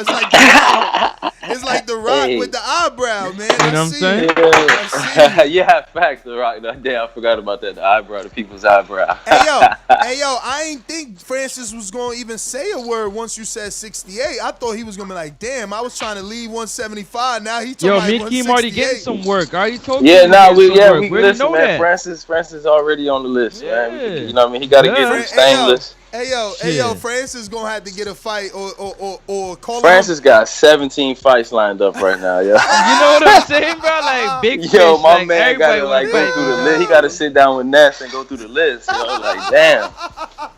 Like real shit. Yo, send your best offer by December 4th, man. Cause we making an announcement on Border Wars, man. Keem. Oh, that's why I told him, like, I'm going to be the first pay-per-view. Big fish, bro. Everybody want to fight me, bro. Everybody. I told you it was going to happen. I told you they was going to start coming for you, man. It's too late. He locked himself in. It ain't even pay-per-view. He's a host, bro. He's a host. That's what happens. No, but how many people call out Ness, man? It's been going on for years. Everybody call out Ness. Yo, he already locked in Stainless, so it's like my next fight, bro. That's what I'm talking about. They're lying. They don't care if I lose or win. They want to fight me. You're not hearing. You're not listening. Nobody said if he wins, they just want to fight Francis. Look at Terrell Tupac Harris. I'm gonna call him Tupac from now on. Shout out to Rell though, man. Rell out there in Mexico taking it very seriously, training hard. You know what I mean? I feel like that sparring footage. He said we drug his name through the dirt. Nah, I think that sparring footage was a tactic though. I think he sent in some late round sparring, some tired sparring. That sparring was real. No, it looked real. I think it was very real. I just think that looked to me like maybe 5th round sparring after a workout. He looked tired, and you could tell he was tired. So I think that was a little tactic. You want to hope he stayed tired. He was tired. Well, I ain't fighting him, so I ain't hoping nothing. I just think that's what it was. That's the first thing because I you want the thought. I best. said this Because looked like you want late the round best for sparring. him. I want the best for him. So I Oh, right. Yeah, exactly. You're right on that. I want to hope wouldn't that want to those see that was late Rell. rounds. I wouldn't want to see that Rell versus Marvin. Absolutely. I think he's gonna bring a lot more than what he had in that sparring tape. He looked tired to me. But let me ask you, who you got as a favorite? I think Marvin's the favorite, man. He's the champ, bro. He got both belts. Yeah, I think Marvin's the favorite, man. He's he's proven himself, man. This is his fourth fight. He's got 2 belts. He took on Cantu, who was what 6'4", He's collegiate athlete. Like you go watch Cantu play on ESPN when he was in college, man. And Marvin took him down twice, so he's got to be the favorite. Hey yo, you got promoter blood in you, man. Hey man, listen, I'm telling you, you might need to let me on these border wars. Yo, let me find out you Kodo promotion, man. Let me find out you Kodo Promotions over there. Are you starting a promotion, yo? Like, are you starting? Hey, I got a fight or 2 I'm working on, man. Young kid, man. He's a former MMA amateur. He switched to boxing. He's a southpaw. Damn. So I'm looking to get him in on that DR card, man. Listen, man. I mean, the DR card, or you never know if Florida is the home of the rematch, man. I mean, you seen the message, man. You see home of the rematch. Listen, I'm gonna give Mario that rematch on the strength that you talking so crazy, and then when I stop him, I don't want to hear nothing. I'm just saying, your coach's brother sent that message. You seen it. Yeah.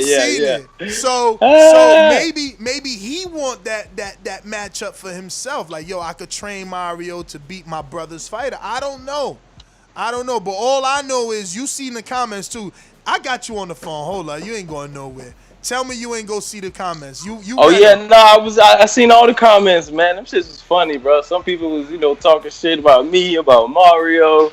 People was talking shit about the both of us, saying we can't fight. I thought it was funny though, man.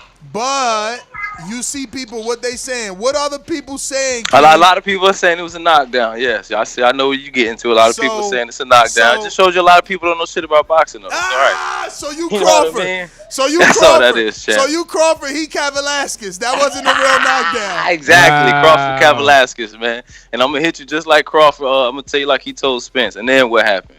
Spence said Gamboa hit him, and what Buzz said, and then what happened? Ooh. So he caught me with a shot, but just keep telling the story of the fight though. Don't stop in the first 30 seconds. Tell the rest of the story. Nah, the story's over, man. The story's over. The tape is there, but I told you would say. I told y'all he was gonna have to ask for the rematch, and what he said. I'm gonna give Mario the rematch. He just said it on this. I'm gonna give if he wanted though. If he wanted, I'm gonna give it. Nah. He keeps saying I gotta work my way back. He don't know because he know what time it was. He was in the ring. No, of course. Listen, we not denying that you are the better fighter. You are the best. I don't even want him to get the rematch. Not now. There's a story though. He got to get through Amin.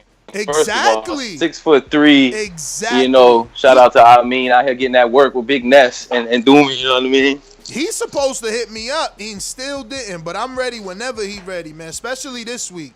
Get me this week. Yeah. Oh, let's go, Amin. Don't be slipping over there, man. Get me back. Yo, I ain't put the gloves on since March. Amin gonna get me rusty. I'm gonna be, what's my man name on the Wizard of Oz? The Tin Man in that motherfucker. I'm gonna be squeaking in there. I'm gonna be squeaking. Hey, I'm don't telling sleep you. on Amin either. He got that stick, bro. That's the arms look long as hell. Nah, I'm not sleeping. See, and plus, with me, I'm so much bigger that it's gonna be controlled sparring. But I'm gonna give him what he need, man. Listen, I'm waiting for God to answer me, man. We need a facility, man, because it's like for these fights, it's specific things that you need to work on, man. That would go so much further in the fight, man. But I'm pretty sure Amin gonna be all right. I feel bad for Mario because I know he not gonna get that level of work. You know what I'm saying? He's not. How you feel bad for Mario? You put him in the fight. I ain't put him in nothing. He took that fight. See, look how he jumped ship on him. So you're not the matchmaker champ. Keem, look how he jumped ship on him real quick. Listen. Yo, that fat, he said, I ain't make nothing. Yo, you the matchmaker. Listen, I could tell Mario, yes, no, maybe so. Ultimately, fighters fight, and that's their decision. That's the beauty of Border Wars. We don't got to live that horrible life of PBC and across the street. Marvin got both belts. They'll never be split. You know, it's a fake division. It's being abolished. We get shit done over here. You feel me? So again, if I tell Mario, yo, I mean's all wrong for you, champ, we don't need that fight, and he like, nah, you know, I'd rather have a fight than not have a fight. And it's like, oh, I told Mario not to take that fight. I hit him on the back end and told him he should have taken a different fight. You know what I mean? Personally, but he just needs to work because he can't go in there with that IBF, man. Now that I seen the footage, he doing the IBF, man. The way he leaning on you. The way he in there like Fat Joe leaning back. Every time he leaned back, man, he was cracking. I watched the footage and I was so disappointed in myself, man. I showed my trainer that footage, man, and he was glad I got the win and I did what I had to, but there was a lot of things we worked on that I just didn't do, man. So, you know, I think it was just a little bit of the jitters, and I'm gonna take some advice from Coach Mitty as far as in my next training camp. I'm not just gonna spar in my gym with my guys.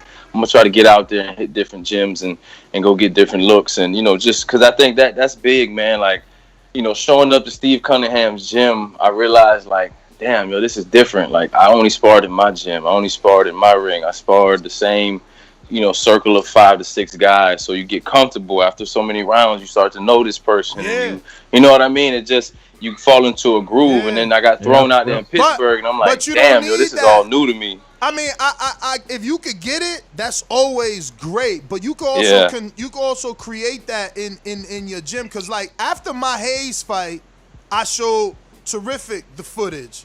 And man, but yo, real quick, you know, you said something about that Hayes fight that was real. You sparred a lot of pros, a lot of amateurs, a lot of guys with skill, and you went in there with a dude that was wild. Yeah. So all that sparring didn't matter. That shit happened with Mario. I'm sparring guys that's, you know, they fight a certain way in a certain style. And I got in there with Mario, and that's not how he fights. So it's like, oh shit, it throws you off, man. It does. That's exactly what happened with the Hayes fight. So my next fight was Gus, and he was also a newbie. So you gonna get that wild awkwardness, and he did catch me with a wild side. Yeah, but you showed patience with Gus, so that was a growth from Hayes as opposed to with Hayes. You can see you got frustrated. You started swinging wild. Yeah, but you that got was mad. because With Gus, you was patient. But that was because of the Hayes fight, right? I showed that tape to my trainer, and then he, you know, he and I'm like, Coach, I need you to get me sparring like this. Dudes ain't sparring like Hakeem and Shadeja, all skilled and technical. You know, I need you to replicate wild. That's what Border Wars is, wild. Depending who you fighting, so that's what we needed, and that's why I went into the next fight a little more calm and kind of knowing how to deal with that craziness. But that's, you know, I get you, man. It's so funny that you feel like that's what happened to you. That's what happened to me, man. That was my most confident for that fight because of all the sparring with pros. That shit ain't mean nothing because he ain't fight nothing like a pro. Nothing like a pro. And, you know, it was good sparring. Don't get me wrong, but I really wasn't prepared for the awkwardness, for the wild punches, for the stuff you're not supposed to do. So I wasn't prepared for it. So yeah. But yeah, man, I got all these kids running around, man. Let me get back to it. I appreciate y'all, man. No problem. Thank you, man. Thanks for the call, man. Coach Rivera, what's up? Undisputed Boxing Gear. What's going on, champ? You talking? All right, just working. Stick Talk Boxing. Stick Talk Boxing. Talk to me. All right. Adrian in Wisconsin, what up? Oh, what's going on? What's going on? How you doing, good brother? What's up, brother? Ain't nothing much. Just calling, you know, just checking in with y'all, enjoying the show, all this Border Wars talk. Thank you. You know, I'm ready for the Border War now. What's good? Oh man, here we go. Yo, this is always when your stomach gets tight right now. It's like, how old is he? What weight class he in? Oh no, I'm old, man. I'm 43. Oh. I just turned 43 last week Thursday. That's young, man. We all 40, man. I weigh about 241 pounds now. Oh, he's a heavyweight. Now the tension's on Ness, man. How tall are you? So I'm 6'1". Oh, so it's what? Shit. It's $500 to enter? Nah, hell no, 200. Oh, 200? Yeah. if I send 6, can I get in the ring with Ness? Oh my God! Nah, CYP offered me $1,000 purse. So you short big time. I'm big fish. If I send 16, can I get in there with Big Fish? 1,600? Yeah. 1,600. I don't know, man. Maybe that definitely is the highest offer I've gotten thus far. But like that's the highest offer you gonna get. You ain't getting no Mayweather money, nigga. Now, I don't know, man. I mean, I've been in the ring with Shawn Porter, and I've been in the ring with undefeated Dion Nicholson, the Equalizer. Like, it's out there. Like, my fights do numbers. So, you know, I bring a certain level. That's even better for me, because not only do I get to beat you, I get to take your little achievements from you. You was in the ring with who? Maybe. A lot of things have to line up for you to do that, man. We gotta see footage. We gotta see footage. We gotta see all that stuff. Yeah. You gotta send footage. Listen, Patreon send footage. Who's to say it's not possible though? Hey, anything's possible, but I'm just fucking with y'all. I ain't getting in no ring and fighting nobody. What? If I get in the ring, that's it'll only be for you. Oh, and shout out to everybody. Shout out to the back chat. Shout out to Super Mex. And what's his coach? J-Mac. And J-Mac, man. I like what J-Mac doing, getting them dudes right, man. Y'all keep it up. That's my call. Yo, JB said, don't price yourself out, champ. I didn't. You seen I showed him the value. Once I said I had an offer for 1,000, he threw me 16. But I'm still worth more. I've been in the ring with actual pros, and it's on camera, like celebrities, you know. One very close to Wilder, undefeated, just had a big win over, I mean, that was one of my guys, Earl Newman Jr. He's been to the 2017 Appreciation Night in New York City when he was undefeated. And undefeated Dion Nicholson, the Equalizer, took him out of there. I got sparring with him in Wilder's gym. That right there, that's value. I'm sparring Wilder's value man. Right there already. Yeah. I'm sparring Wilder's man in Wilder's gym. That's whoop, whoop, whoop, whoop. Then I sparred Shawn Porter the same day that he spars Charlemagne the God. Simultaneously, he spars, after that, he spars Barack, right? From Sirius XM, who's now with Dazn. So, yo, I'm up there with them dudes, man. Like, my name, like, come on, man. You got to come correct, man. You gotta come correct. The numbers gotta be right. Everything gotta be right. Everything gotta line up right, man. You know what I mean? I'm big fish, man. I'm the orca, like Bud said, man. You know what I'm saying? That's me. But we do gotta fight for Naja, man. I think. Yeah, Naja, she quiet. We got somebody for you, Naja. What's going on? I spoke to her team, man. That's all. Everything is already a go. No, me and her going back and forth. That's why. Everything is already a go. We spoken to the team. It's just a matter of, you know, the name is in the IG. I know it's probably buried. I want to believe his name is maybe something with a C, and I might lean towards Chris. And I think it's his wife that he wants her to get in there. He's been training her. You know, and yeah, man, we trying to make that happen. The issue might be that, you know, that being their first fight, why would they want to fly out to DR? Because if we can't make it happen for her in March, February on 10, 11, I'm trying to do DR big time. Stick Talk Boxing, who just called in, said, I know Earl Newman, Ness. I'm not that impressed. Yeah, that's why I ain't say I sparred Earl Newman. I said I sparred the dude that knocked him out. You know what I'm saying? I mean, it ain't like I look good, though. It ain't like I look good, but it's still value.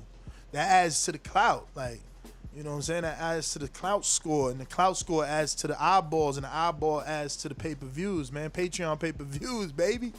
Patreon pay-per-views. I got to be a main eventer, man. I'm a main eventer. I can't just get in there with anybody. I'm already a main eventer. I already know that. Yo, I already know I'm already a main eventer. I'm a main eventer, yo. When I fought Gus built his name by asking Deontay Wilder a question, and the way he did that was because he introduced himself to Wilder as the blonde bomber. You know what I mean? So Wilder took a liking to that, and there was a lot of verbal promotion for Gus. You know what I mean? From the champ, then baddest man on the planet, WBC champion of the world, Deontay Wilder. So, you know, all my fights have been, you know, big fights. Like the Hayes fight, I did my Mayweather. I was gonna fight Mexican Butterbean. You know what I'm saying? A 368-pound, 6'7" dude. And then the chatter started. Like, oh, word is born, you always picking. I said, yo, my favorite fighter, Mayweather, lets the public pick. Who you want me to fight, man? And Hayes won the ass whooping ticket, man. He won the yo, listen, that's one of the best days of my life. I suffered adversity and showed fucking natural raw power that never, what they say in boxing, the last thing they go is power, motherfuckers. Alright? So, yeah, man. It's like I told you, this is better than buying that Corvette, man. I don't need that Corvette. You know what I'm saying? And it's something that lives forever. Let me tell you. This is it right here, man. This is it right here. You know, like you said, what do you say? Lives forever. Lives forever.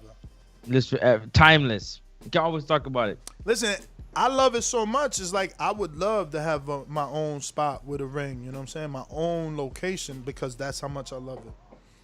Who else is on the card, man? Who else is on the card, man? We got with Karma Surge and Karma Surge and Antonio Garcia. Antonio Garcia, man. Yo, Antonio Garcia, isn't that on? No, that's not him. But Antonios usually know how to fight, man. I'm gonna be real. We got another Antonio, and his name is also Garcia, and he was in a very damn good fight with Sal from California. But this Antonio is from Michigan. We just did our Unguarded with him. He's taking on Karma Surge, and I think it's gonna be a good fight because he's taking it serious. You know what I mean? He did his episode of Unguarded, and he's being trained by his uncle. He's got like cousins and stuff. He's never fought. Well, actually, he fought when he was 17, but he's like 30 something now, right? So he said something like 16 years ago. I don't know. So, but he's got the people around him that could put him into that position. So it's going to be interesting to see, but there's not much to see just yet. You know, he's put out some sparring and stuff like that. And, you know, to see Karma, you got to go to Street Beefs. He's participated in Street Beefs 2 times. And I believe he has won both times. And then we got Shawn Jones, man, versus Chach. Got me about to say catch again. Chach the dad. I was going to say that Antonio Garcia looks very front heavy. Very front foot heavy. I'm watching his fight like he's on the front foot nicely. He's got 2 sparrings. One we just dropped, and at the very end of his other video, there's some sparring as well. Yeah, but that's what I take away from him. He's light on his feet. I think he's got a fucking fire, fast jab. Yep. You know, not that he uses it a lot, but I don't know. He could work on it here. 21 more days, baby. The countdown begins. Let's go, champ. Right. But yeah, we got Chach the dad. That's become my new favorite fight, honestly speaking, man.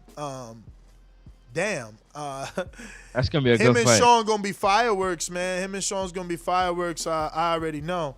So the back and forth. I mean, Shawn thinks he can sleep on him. He's saying he's putting Shawn to sleep, and I see the skill in the sparring, man. I don't know how Shawn. I don't know if that's like nervous energy that he's projecting, trying to say that Chach can't fight, but I think Chach can fight. I think Chach got pop. I think it's going to be very interesting in that 190-pound division right now with the inclusion of this guy. He's got a very awkward style. But you can't count Shawn out because Shawn's a big guy, and Shawn got pop too. And it looks like he's improved on his movement, his leverage, his balance when he's throwing his punches, and he's fighting a lot taller. But for Shawn to win this fight, he's got to do a lot less of the clinching that he did in the footage that he submitted. He submitted some sparring that's out, and you know, he's still finishing his combinations and ending in a clinch. And yeah, that worked for B-Hop, and even works for Ward sometimes. But you got to negate your guy. You know what I mean? And I don't see Chach as a guy that you're gonna clinch. Chach is a Mexican style. You're gonna think you're gonna clinch. He's gonna let hands go during the clinch. So Shawn better be prepared for that. He's got to stay on the outside. He's got to keep Chach at the end of his shots, and that's gonna be hard with the awkwardness of Chach, man. I don't know. I'm super excited about that one. I think that is the last one, but. No, Donel Fernandes. Oh, yes, and Corrie Frank, man. You know, I know, Corrie, you sent me some footage. I need you to resend that. Let me see if I can find it with that, because I haven't been able to find it, man. And, you know, Donel's working, he's working, but no footage, man. I think Donel sent me something, but you guys got to stop sending this Instagram up and down, man. Give me that landscape mode, man. Hook the Patreons up. They want landscape. Uh-oh. Oh, he answered me. Let's see.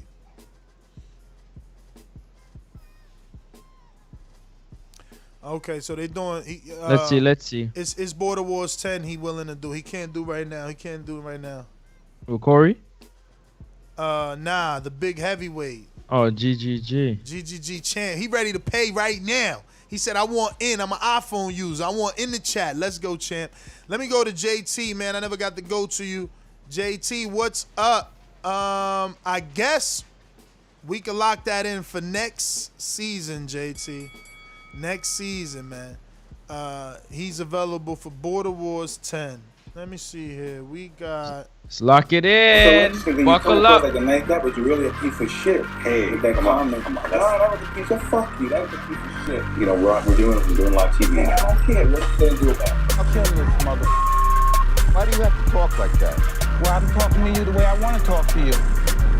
You have a problem? Turn off your station. I'm the best ever.